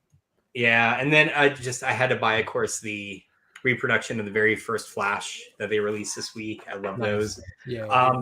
This is the kind of stuff I haven't read, but what I have read is I finally caught up on Savage Sword of Conan. Okay. Seriously, is anyone else reading this magazine? It's so fucking good.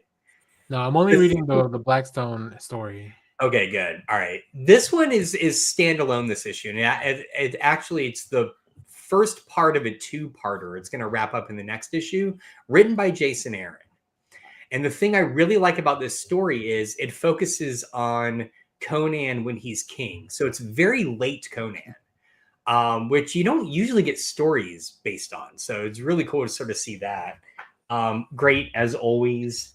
I think Aaron finished his Conan run with a King Conan story in Marvel. So I wonder how shit, you're right. I wonder how that compares to this. Well, but that was because I had that issue. And that was it was basically just...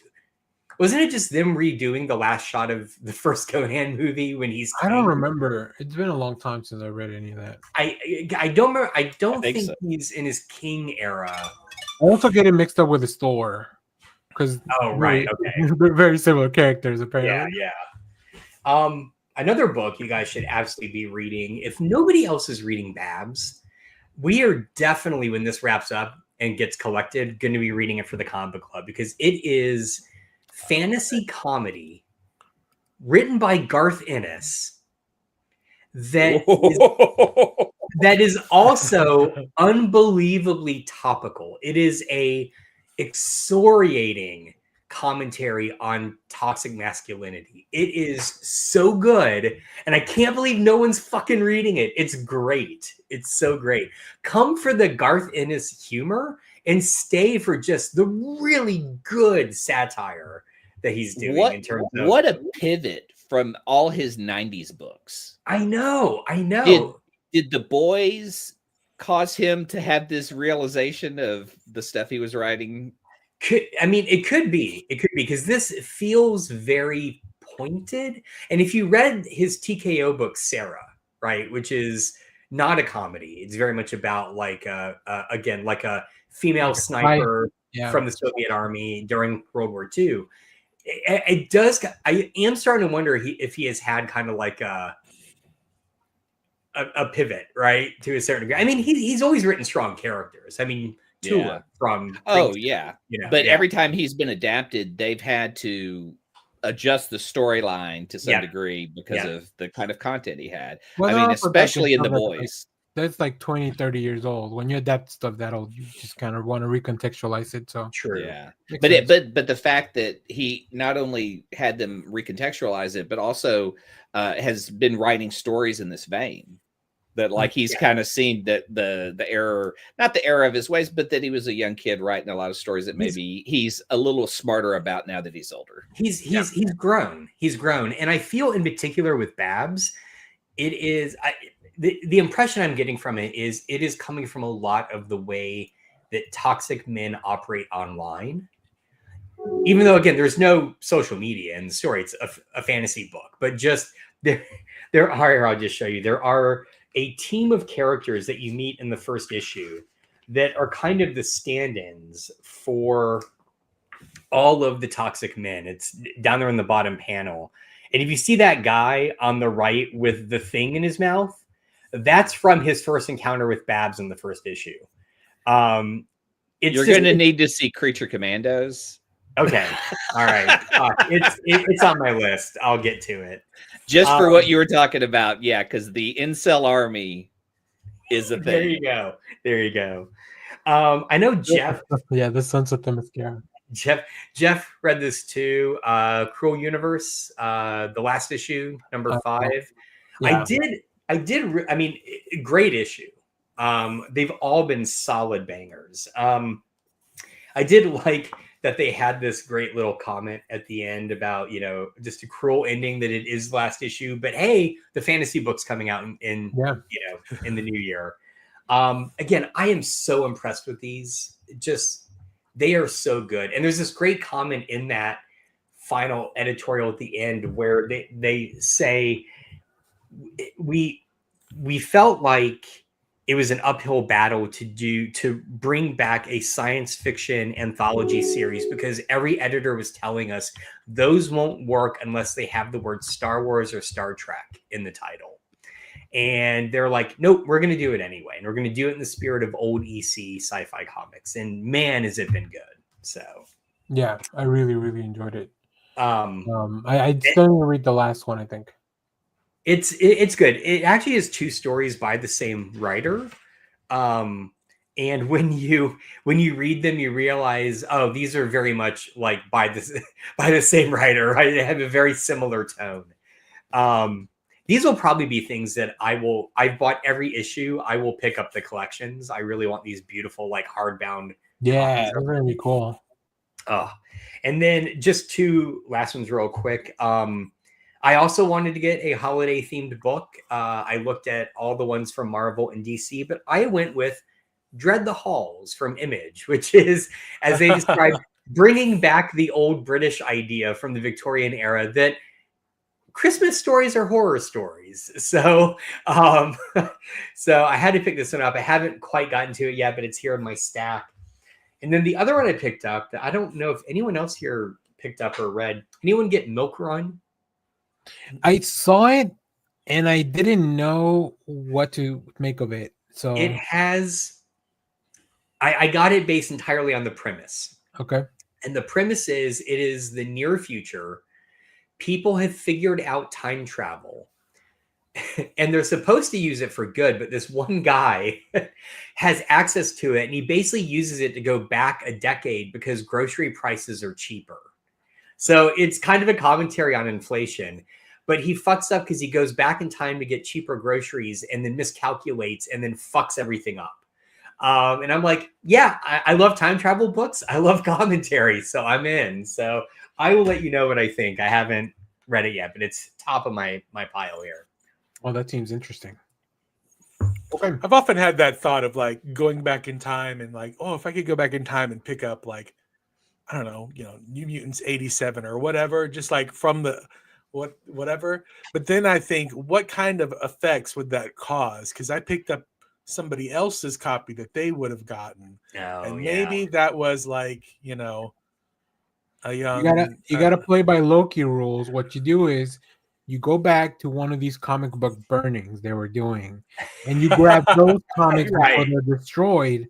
That way, in the future, they would have just been destroyed. So you're not affecting. You have to find those. Not as much. See, and I don't care about the ramifications. I have always said if I had a time machine, I would go back to like the first 2 weeks of the opening of Disneyland, because I've read numerous reports that on Main Street there was a shop, and in the shop they had barrels filled with animation cells that they sold for like 25-50 cents each, because they just had these things in archive taken up space. Like, we gotta blow these out. We gotta get rid of them, right?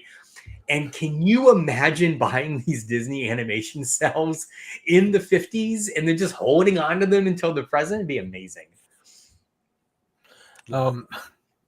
I just saw this tweet is it angers me, but it angers me for very specific reasons. It's from Discussing Film, which I follow for a lot of movie stuff, and it says Hans Zimmer's score for Dune 2 has officially been disqualified from the Oscars. It is also not eligible for the other award ceremonies like the BAFTAs. And there's different levels of anger. First of all, like, okay, what the hell? Why are you disqualifying the score? But then also, Discussing Film doesn't give you a link or any information on why the score has been disqualified. So, like, it's just adding to this, like, what is this? How is this? This is the news? You can't just give me the headline. You got to at least give me an article to click on. It's clickbait without the click. Yeah. This is just bait of like, it's just bait. Like, why is it disqualified? That's what I would like to know. Maybe it's a fair reason. Maybe it's the same as the first movie, so it doesn't qualify to go in again. That is what I'm seeing on IMDb. But that's just it does not qualify because it uses too much of the music from Dune Part 1. Well, have you heard Dune Part 1? You didn't give any scores to that. You didn't give any awards to that. All right. So what the fuck? All right. Well, Josh is about to leave us, but while Clay comes back, before you head out, Josh, we can start with this. Can you give me a little bit of your story, of your backstory on the Alien franchise and where you kind of stand with that? And, keep it brief. We are running late, but this is kind of what we would do anyways for the episode. Yeah. So let's just go while you're here, while Clay gets back. We can talk about that. So as a kid, I never liked horror because it scared me. So I never saw Alien. Fair. It was not until I was in college that my buddy Mike, one night, we were all hanging out, and again, it's sort of thing that came up. He's like, wait, you've never seen Alien or Aliens? And I'm like, no. And he's like, well, fuck, we got to watch Aliens. I'm like, I don't like horror. He's like, it's an action movie. Don't worry. So I watched Aliens first. First. Loved it. I have seen key moments from Alien, but while I own the first 3 movies, I tried watching Alien alone when my wife was out of town one time about 18 years ago. And while eating lobster. It is too scary to watch alone. I got to the scene where they're in the room with all the chains hanging down. Like, I'm out. I can't do it. It's my tension is ramped up too much. So I've never actually seen all of Alien. I've seen. Oh, that's interesting. Yeah, which is weird because I love The Thing, and if you think about it, they're very similar in terms of tension, right? Yeah. So I don't know. Most of the horror comes from not seeing the creatures on the screen. Right? Yeah, totally. So I need to just sit down and just get through it. Bite the bullet. Show it to your daughter. Yeah. And then that way she can protect you, I guess, if you get scared. Yeah, exactly. Human shield. But yeah, what you do is you watch Alien, then you watch E.T., then you watch Aliens, then you watch Mac and Me, then you watch God, I would love a Xenomorph Mac and Me mashup. Wouldn't that be great? So, did you never saw like Prometheus or Alien Resurrection? No, I know of the dogs in Alien 3. Okay. I know because wasn't Prometheus kind of like a secret alien project? Prequel? Yeah.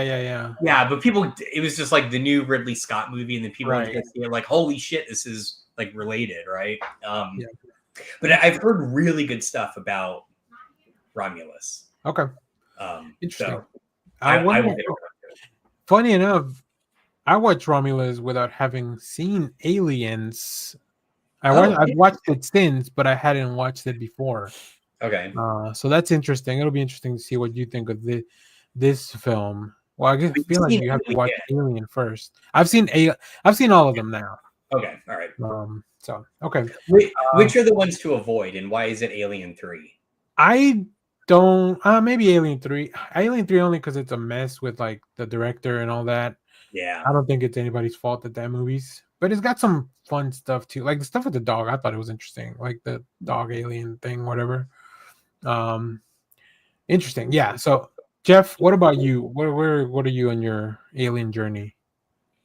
I'm a little similar to Josh in that I did not really watch them growing up, even though I guess I'm old enough to have seen them growing up. I watched them after I was of age. I don't know. I've seen them all. I feel like Aliens is weird in that people are like, aliens, yeah, blah, blah, blah, or they don't know anything about it. And I'm just kind of like casual about it. Like I've seen them all. They all kind of blend together for me, sort of. They are like, I think of Alien. Yeah, Alien is the scary one. Aliens is the action movie. Yeah. And everything from that point forward is just like, I don't a mixed bag. A mixed bag of whatever. When Prometheus, and then what's the one that came out right after Prometheus? Covenant. Built them. Covenant. Oh God, there was one after Prometheus. There's more. Yeah. Yeah. I wasn't a huge fan of the Ridley Scott twist into like, oh, but it's really about creation and like whatever. I don't know. It's okay. Like I'm okay with it. Like they're great horror movies. I enjoy myself in the moment. But like when you were like the alien dogs, I was like, I completely wiped them from my mind. Like I don't remember any of that stuff. Have you guys dove into the comics at all? Like the either the Marvel stuff or the Dark Horse stuff prior to it? No. I've been meaning to play not the newest game, but the one before it that has gotten like tons of good reviews. I forget the name of it. That's the it's not Fire Team. It's the one Alien Isolation. I think so. Yeah. And I've heard that's really good, and so I keep meaning to play that, which I think it's on Game Pass. So I just need to hop into it. All right. Well, good. And I've seen the Alien versus Predator movies, both of them as well. And why? No. All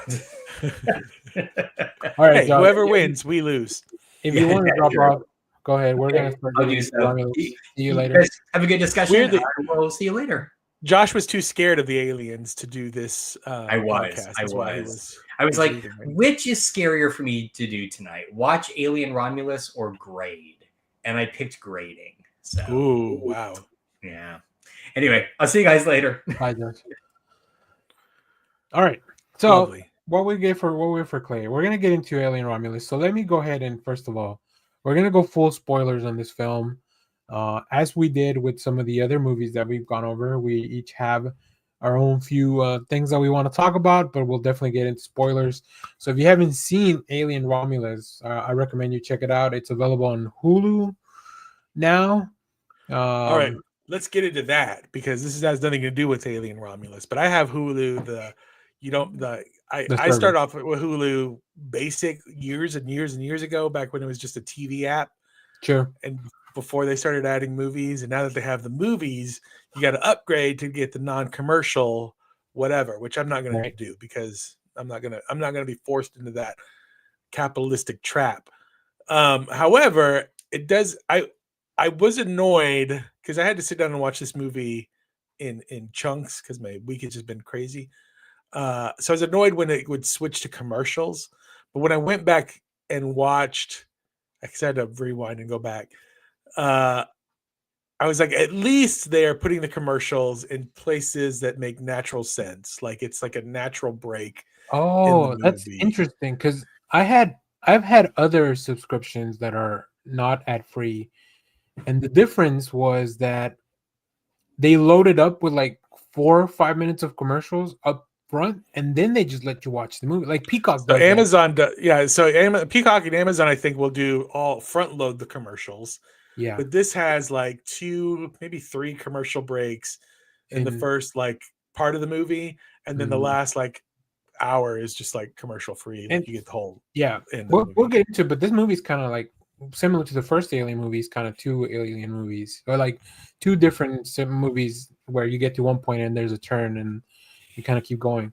All right, Clay's back, so let's get into it. Let me give you guys a synopsis for Alien Romulus up front, and then we'll just kind of get into our points. So, Alien Romulus, directed by Fede Alvarez, follows Rain Carradine, a miner on a Weyland-Yutani colony, who teams up with her reprogrammed, this is a big spoiler, android brother Andy, and a group of outcasts to escape their oppressive environment.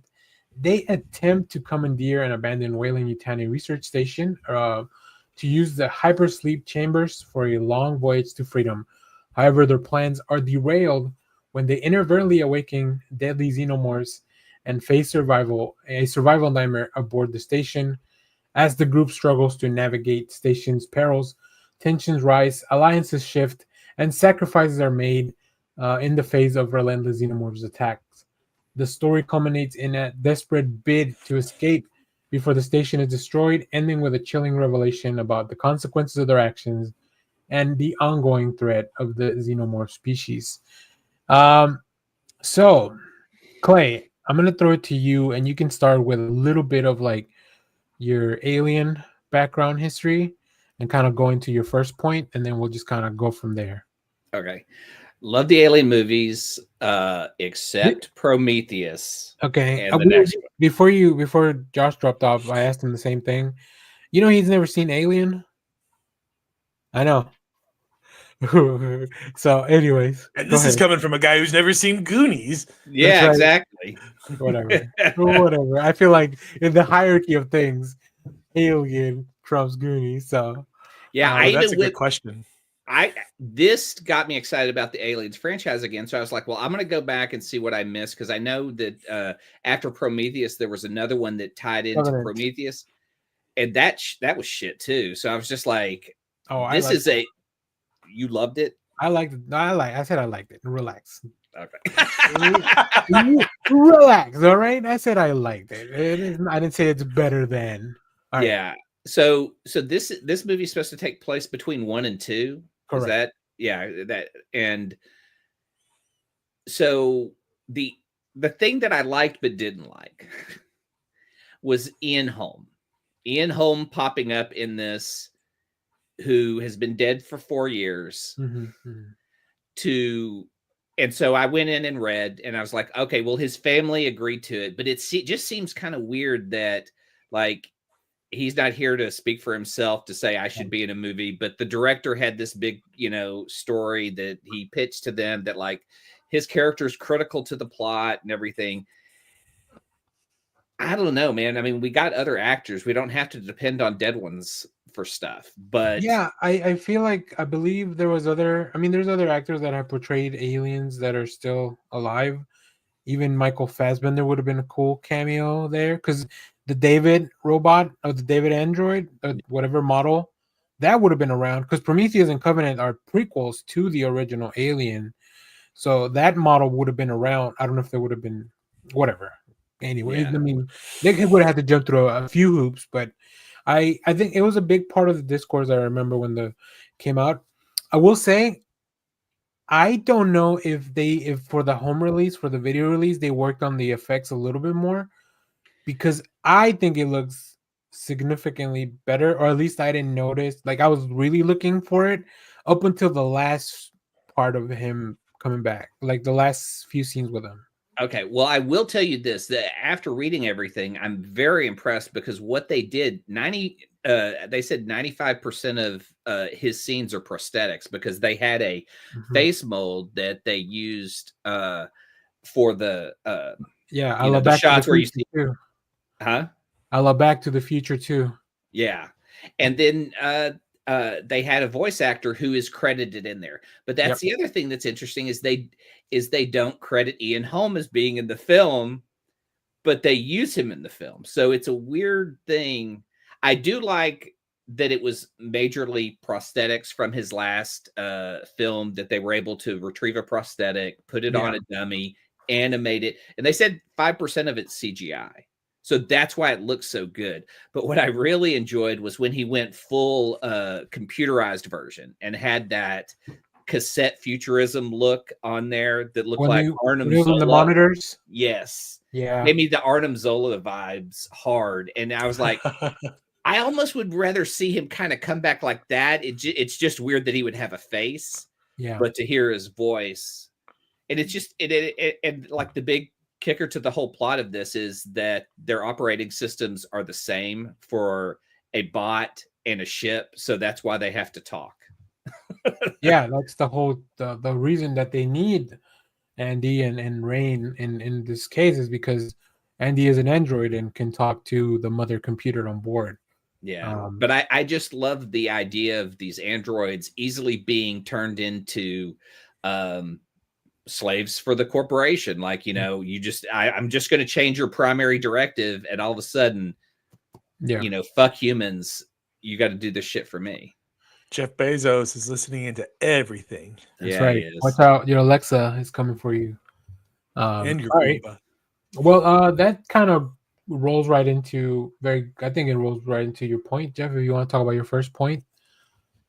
What is my first point? My first point is, So, my first point is that I enjoyed the android. So Andy, the android. Spoilers, I guess, for something that you find out 5 minutes. They revealed it very early. It's like 5 minutes in, but he gets reprogrammed. So his little microprocessor gets replaced by a CD player or whatever. Yeah, a CD player, and then he gets completely rewritten by it overwrites his programming. Remember the mini clips, the little toys? That's what he's got in the back of his head. And when he's like, my new primary directive is to make sure the company, do what's best for the company. Yeah, that's what he says. Which is very vague. I feel like you need to program that a little bit. Yeah, my very first question, I'm like, so this was my not issue with the movie, but I'm like, listen, it's 2024. We live in a pretty post-capitalistic hell already, so they're definitely in it. Like they're basically indentured servants on this. Yeah. So my first question is like, well, what does that mean? So the second my AI tells me my new primary directive is to do what's best for the company, I'd be like, be specific. What are we trying to do? And then how do my whatever I need to get done align with the company to get me out of here? So I'm like, you need to learn how to play politics better, little girls. That's right. Especially when it takes 30 days or something to get a message back from the company, right? The Rook droid mentions that he sent out a message, but they won't have a response. 30 days is a dream compared to what I get from the state of Texas. Oh. I have a disability case that's 2 years old, so 30 days they got better. Yeah. Hey, Wayland Itani is for you. They promise off-world. But what I enjoy about it is from the trailers. This looks like a very basic premise of we need to get into the thing to heist. It's a heist, and then there's aliens on board. Get out.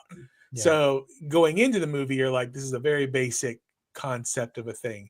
So the android twist into like, oh, but remember, capitalism is the ultimate evil in the universe. Is a nice twist. So that as a viewer, you're like, oh, this movie is more than just that. It's still a great horror movie, and the Alien movies are basically just one giant horror trope, except you're dealing with aliens instead of stab guy or whatever. But it was good. I enjoyed it. Well, and that kind of brings into my first point, because I think David Johnson, who plays Andy, is like I think a lot of the cast is great, but he just goes above and beyond, because first you got to play this Andy character who is radio. He's definitely coded to be like on the spectrum or something, right? Yeah. Like, because he's a malfunctioning droid, he's had some issues, but then he gets this new programming to get the authorization, whatever, plot details that they need to do. And then first of all, the scene where they put the thing back in and he just freezes. Yeah. Chilling, like just chilling, right? Because he got it's just the red light. His eyes roll back, and he just got the W, the Wayland Yutani symbol. Their blue screen of death. Yeah.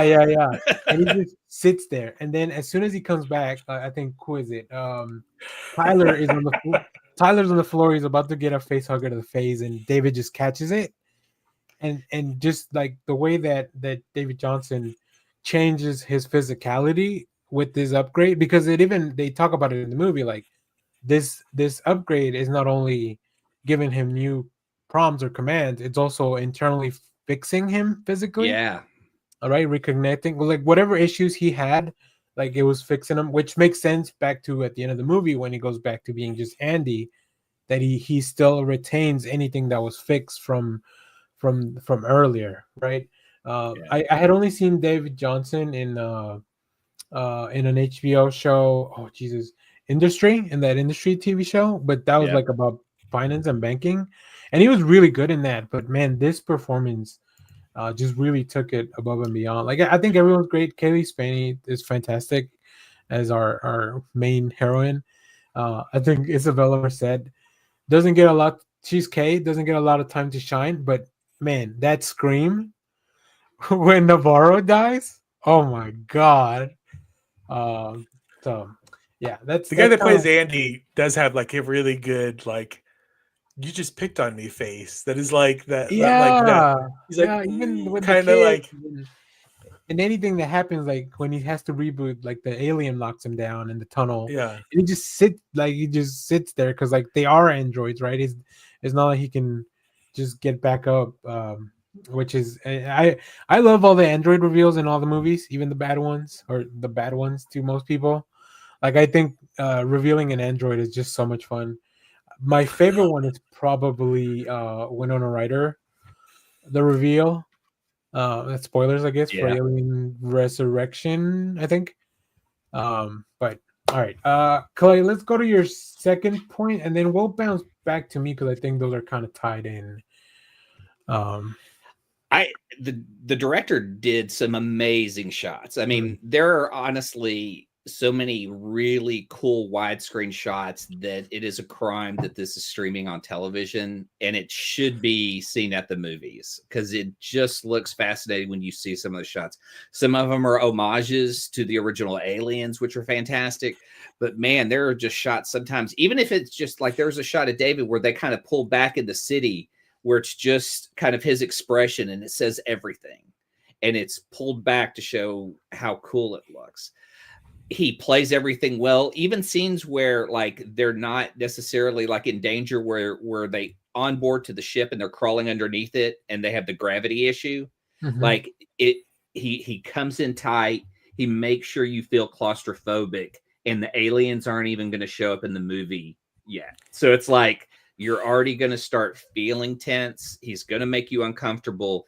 Oh, and we're going to show you aliens. And the aliens aren't as fast as in other films. Like the facehuggers, they're able to like bat away. Like I've never seen someone fight off a facehugger as well as these people in this film. So it was almost like, are these just like first gen? Because the rest of them are so fast that no one ever stops them. Something I saw online was that also these face huggers were still like thawing out from the being frozen, so they were not like peak face hugger. Because you see, I think who is it? The guy that I dislike probably the most, Bjorn.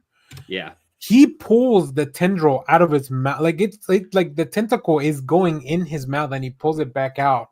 Yeah, you see him fight it. And it's really good because it's close up. It's scary. Yeah, normally by the time the face hugger is in your face, like it's done, right? Game over. Like that's what we've seen from all the films. So yeah, I think something I saw online was that these were frozen, so they were not at peak performance yet.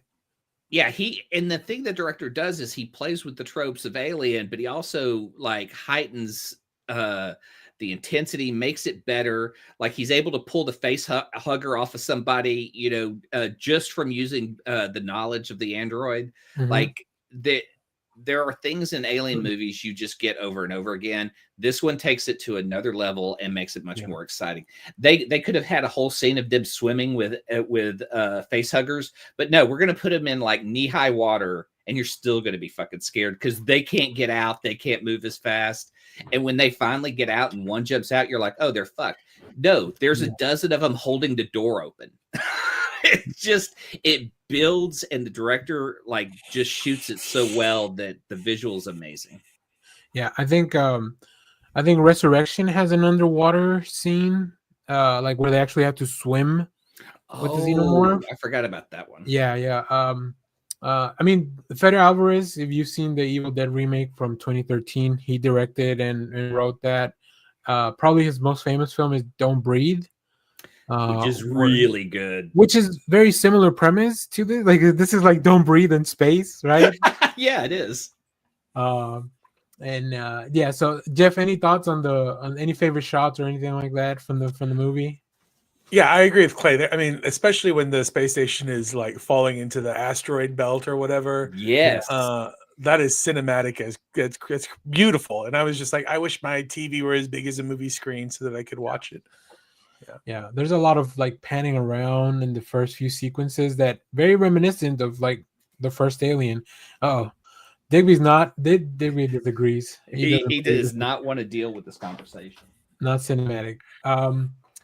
I will say, and the reason I said that Clay's second point and mine were kind of tied in is because that there's a scene where the characters have to go through this elevator, right? And then they see the tunnel of like these xenomorph, like the bodies, right? The nest, I guess it's kind of like a nest. And then as the elevator goes up, Kaylee Spenny, Rain has to come back down to get Andy, and then they're like, well, we can't shoot the gun because it'll just rain acid. We are in the bottom floor. It'll open up into space. And what they do is like, which is something very smart. They had already established it that you can mess with the gravity. So they turn off the gravity, and then she starts just shooting all these xenomorphs. But you get like this tunnel of acid that I call it, that then they have to navigate in zero gravity, and they have to hurry because we know that gravity purges every 10 minutes. So there's a countdown clock on the ship because it's going into the asteroid belt, which gets accelerated, right? So that's already tense. And then you have this other countdown clock of like, oh, the gravity is about to reset in a few minutes. Just the way that it's shot, the lighting in that tunnel looks so cool. Like just the sequence of her shooting all the bullets, which I like that it's established that she only has one magazine round on it, but it feels like they are endless. Like I wasn't counting or anything, but it feels like she has endless ammo. But even to the fact that because there is no gravity, Andy has to hold her down and then hold on to the wall. Like when you're at the pool and she has to be stabilized and stuff like that. And then they have to. I almost want to see the scene score to the. What is the song from? Jesus, the Swan Lake. There's a song. The Homer floating in space saying that song. I kind of want to see that sequence just because it feels that they have to float through like all this acid, and then she has to shoot down to like get away from the acid, and I just really enjoy that scene. I thought that I really like that scene. I thought the acid was going to cause like a bit more chaos, like all this just free floating alien blood acid. And I was like, oh, this is such a smart thing, because then I thought the aliens were like, oh, we're just going to fly into our own acid and just like burn ourselves, kind of thing. That never really quite happened, but it is a cool scene where they're having to like no grab their way through all this like alien sludge. And at one point she has to propel herself around a giant blob of acid blood and stuff like that. It makes me want to think, did they actually go up in like the vomit rockets to shoot these seeds, where they're just like, all right, we're at zero gravity for the next 30 seconds, shoot these scenes, kind of thing. I also like that and this kind of maybe goes to your next point, but they established like it's a mixture of hydrofluoric and sulfuric acid, just in case, so they did examine that. But Jeff, you want to go into your next point here from that? Well, so like as I was saying before, I don't have like a huge like. I've seen all the movies, but nothing's locked down in my memory. Like I don't. So I enjoyed that this movie. I can definitely tell it's pulling from different movies, previous movies, and stuff like that. I don't remember any of that stuff, but it didn't make me feel like I was missing out on anything too much. Like I could tell that there were references to other movies. I didn't understand the references, but at least I caught that they were references, So I'm always interested in seeing other things. Like when people are like, I don't know much about comics, but I'm going to see like Avengers Endgame or whatever. and they're like missing out on stuff. Like I'm like, what does that feel like? So like this movie is like that for me. So like when you find out that the ship they're going to go see is the same ship from the first movie, or what, like I didn't remember The Nostromo. The Nostromo until Ian Holmes shows up, and I'm like, oh, this is the thing.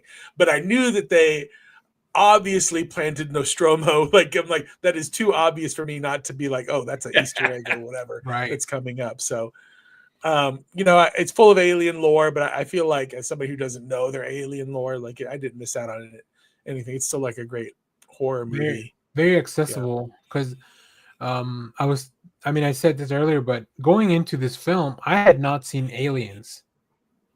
I've seen it since, but when I went to watch this, so it was kind of fun to find out that this one takes place between Alien and Aliens, right? Yeah. So I inadvertently kind of watched them in the right order because I had already seen Alien, and then watched this, and then I was like, well, might as well finish off and watch Aliens. Yeah. And one of the things new Danny order. Yeah. I saw a lot of people. There's Andy delivers the line that's kind of iconic from the third film, which would make no sense to reference it here because it wouldn't have happened yet. When he's going down the elevator and he just get away from her, you bitch, and that's what that's a very iconic line from Aliens. So when I watched it, I was like, it seems out of character for Andy, but I've never seen Aliens, so I didn't get it until later on when I was like, oh, wait a minute, that's the thing from the movie. So that part did make me cringe a little bit because I if he had just said stay away from her and that was the reference, awesome. 100% perfect reference. Because he says it with such whatever, like it's such a moment when he says it that then you tack on the you, because there's a pause and he's like, you bitch, and I'm just like, oh. Well, see, I felt like if he had delivered it the same way Sigourney Weaver had, it would have been cringier. I kind of enjoy this because it was like he says get away from her and then like just unloads his gun on her, and then says you bitch in his Andy voice, which is almost like almost like a stutter, like a kid saying it almost too. Yeah, I would almost. So I would. It was so different from hers, and it was fan service. It was fan service. I would have preferred if he would like get away from her and then it like pause and he's like, please, or something. That would have been so much more Andy. more Android thing, right? Yeah. All right. Let me go to my third thing and then we'll go to Jeff because they're all not specifically tied, and then we'll save your thing for the end, Clay, because I think it's more thematic overall.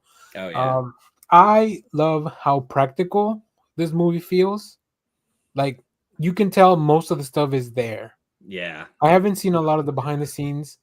And maybe this is a good, like the ship is very practical. All the effects they're doing, like obviously the tunnel of acid, there's not really acid floating around, but I would love to see. Or the belt in space. Yeah.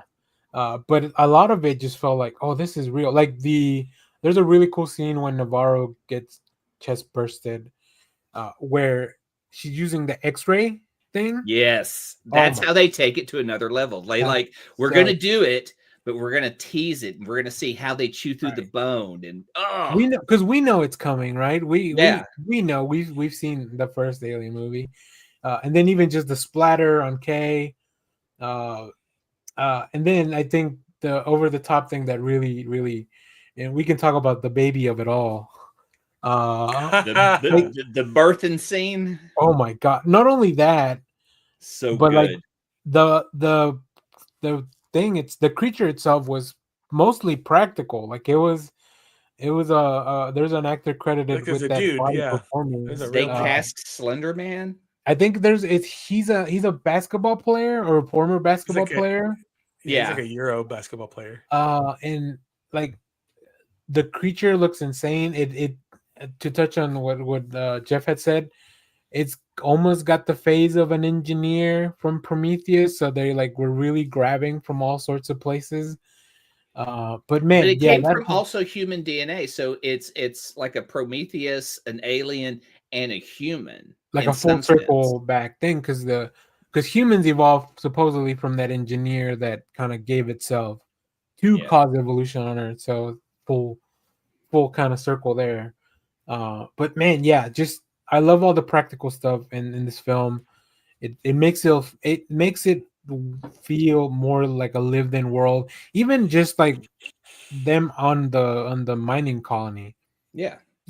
Like well, the thing I like about that is you hear the voiceover of how like the corporation is keeping you enslaved. Like they're basically preaching like to everyone, like, you know, you're kind of born into this service, it appears like. And so you're born, if your parents choose to have you, you're a victim of that corporation from birth, because you have to earn your way off planet. And I kind of love that off-world incentive. It's like capitalism. Hey, if you work hard, you'll own a house and you'll live a good life and all that bullshit rah that they say. You know, they're selling them the idea that off-world is going to be the place to go. And that was an idea from Blade Runner. You hear off-world as an option for a lot of people who will never make it off-world, because that was the Earth has been decimated and they left the people they didn't want there, but they give them incentive to do things for them, and all it is just going to keep them there. I mean, I mean, it's corporate work right there. And then even the scams are the same. What I love is Andy goes to where the money is, and she's like, no, it's a scam. You'll never find the card, because they're playing 3-card Monte, which is one of the oldest scams ever. But in the future, people still trying to scam. I mean, it really is honestly like predicting the rise of Amazon, you know, Walmart, these companies that own so much and offer so little. Like, you know, you can't even get decent healthcare through Walmart. They get you to try to sign up through the state. So it's like these ideas and stuff aren't that far-fetched. And that's the whole story. I know, Jeff, you're not too deep into the lore, but Weyland-Yutani is 2 of the biggest corporations just merging on Earth. So it's like Weyland was like, I believe it's from England. Yutani was like a Japanese corporation, and they were just like these gigantic conglomerates. And then they eventually merged into Weyland-Yutani, and they took to space to colonize everything. So I guess we kind of inadvertently hit on Clay's third point here, but yeah, this dystopian future that the company gives you, sells you. And then it's really highlighted by Rain goes to that office. She's finally met her quota, or she thinks she has quota. And then I mean, those are the tactics that they use for sex trafficking. They move the goal line, right? They just those people should be pleased that Weyland-Yutani is such a they employ so many people. They're really doing the work. Yeah. And they lost a lot of intellectual property in this movie, so I'm very upset about that. Yeah, you want to feel real dystopian now, watch commercials for Amazon who encourage you to apply there, because they're not that bad. You know, it's so sad. You shouldn't have to advertise to come work for a place because all the news says that it's the worst place to ever work. Listen, maybe there's no sunshine in this colony, and maybe there's a new disease rising up every other cycle, but you can make a difference for Weyland-Yutani, right? I love that line from that, because it showed the kids at a point where in this dystopian future that I feel like a lot of people have kids now and their kids will go through darkness like this.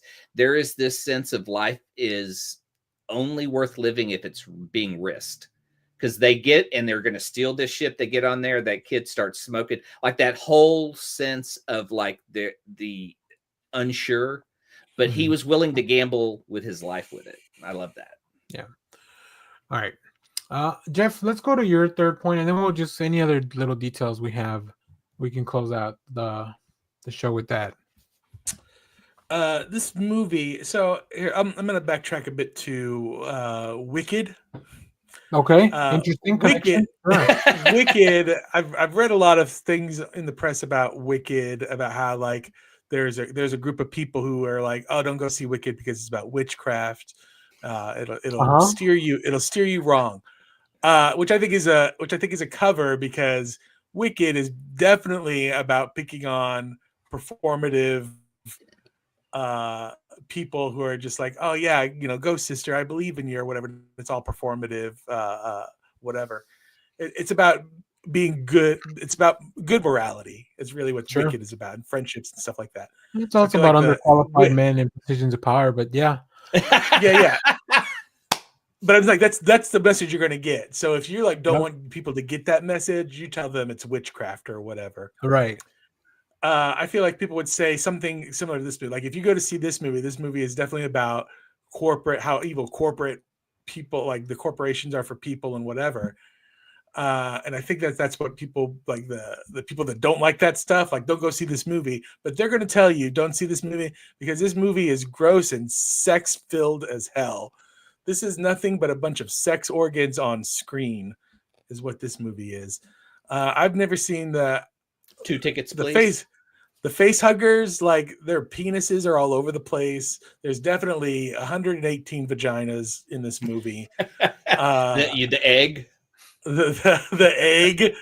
Well, when I guffawed and rolled on the floor when he shoved the electric cattle prod into the queen thing, and I was just like, oh, I saw that on. I can't talk about where I saw that before. National Geographic had a special about that. Yeah. So you could see that they were like, the production design, they were like, no, shove it in there. It'll be fun. It'll be fun for the whole audience. You have that birthing scene. This whole movie is like, it is. It's gross in the best way, but it's still pretty gross. Yeah, I mean the birthing scene is to me I don't know that it's like I go there, then I think about the baby feeding off the mother. Like I guess the whole cycle of that new alien. That whole life. I was like, that's your mom. Don't do that to your mom. Oh, and you know the mom. You know what other movie she had been in? Dora the Explorer. So now all I saw was Dora the Explorer running across the Nostromo. That was Dora the whole time. I do like that they like all the performers, like they felt that their age was right. Yeah.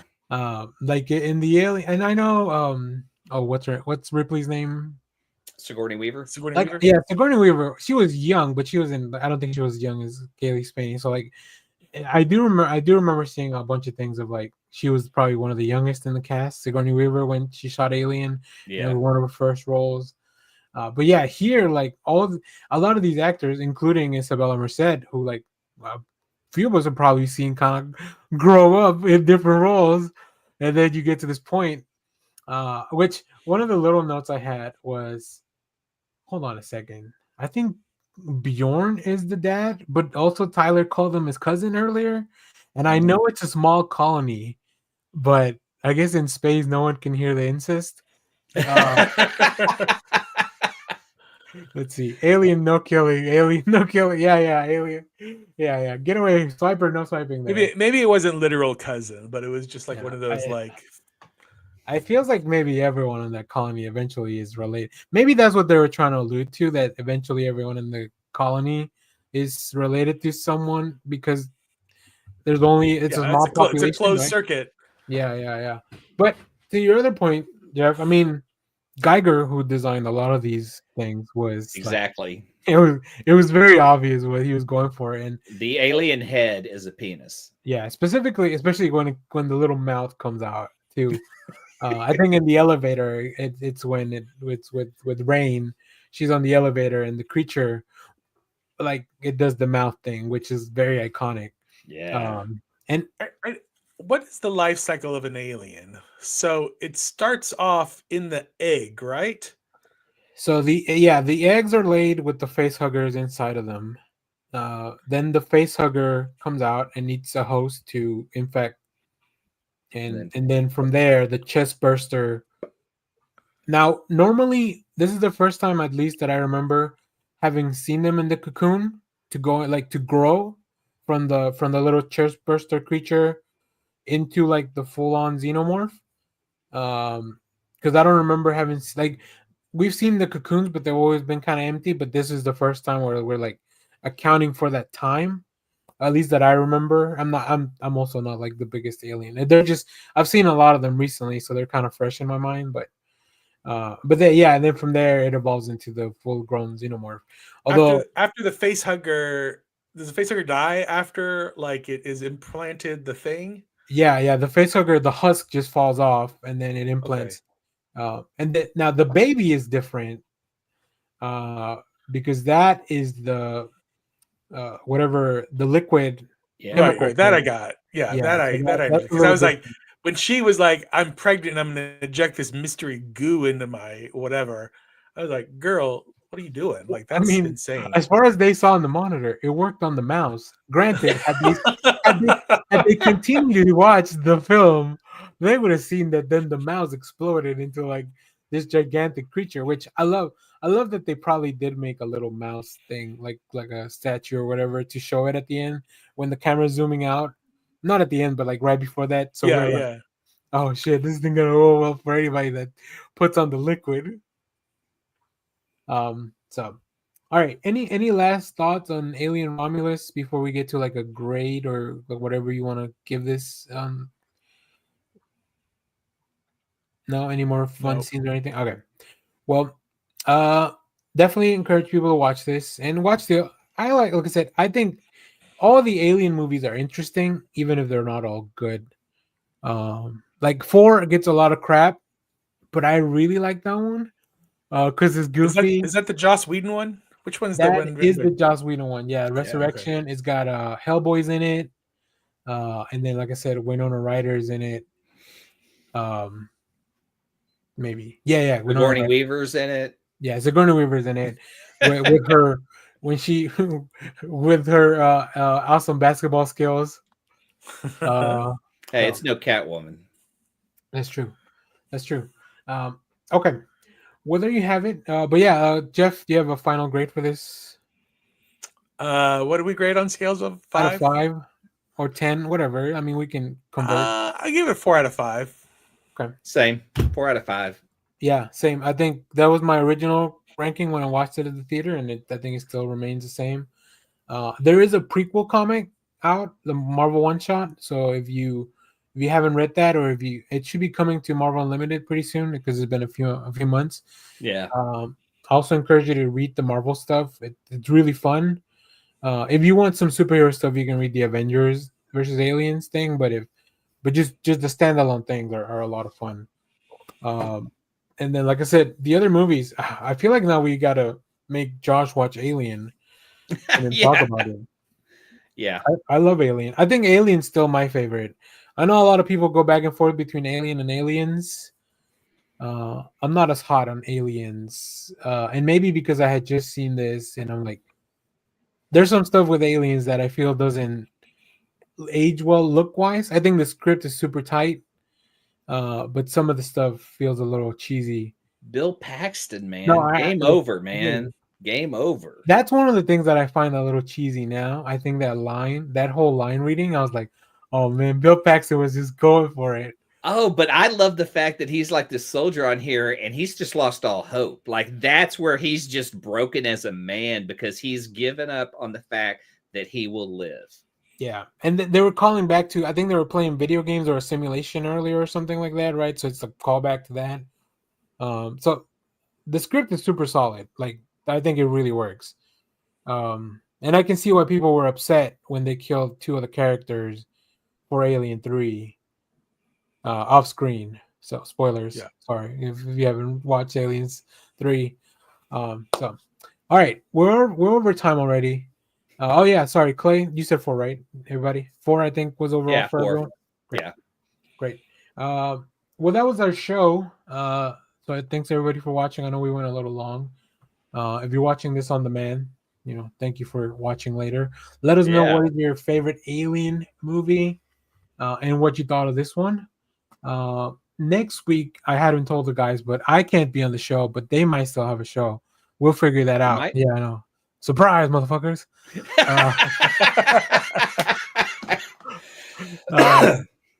It's late in the stream. I think I can get away with that. He has to do what's right for the company. That's right. I must. Okay. Well, I'm glad that this movie felt like a movie.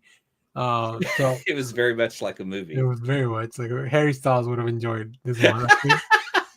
Star Fox. Oh shit. All right. Thanks for watching, everyone. Bye-bye. The most important thing in life will always be El Bebo. Simon Center, get the fuck out.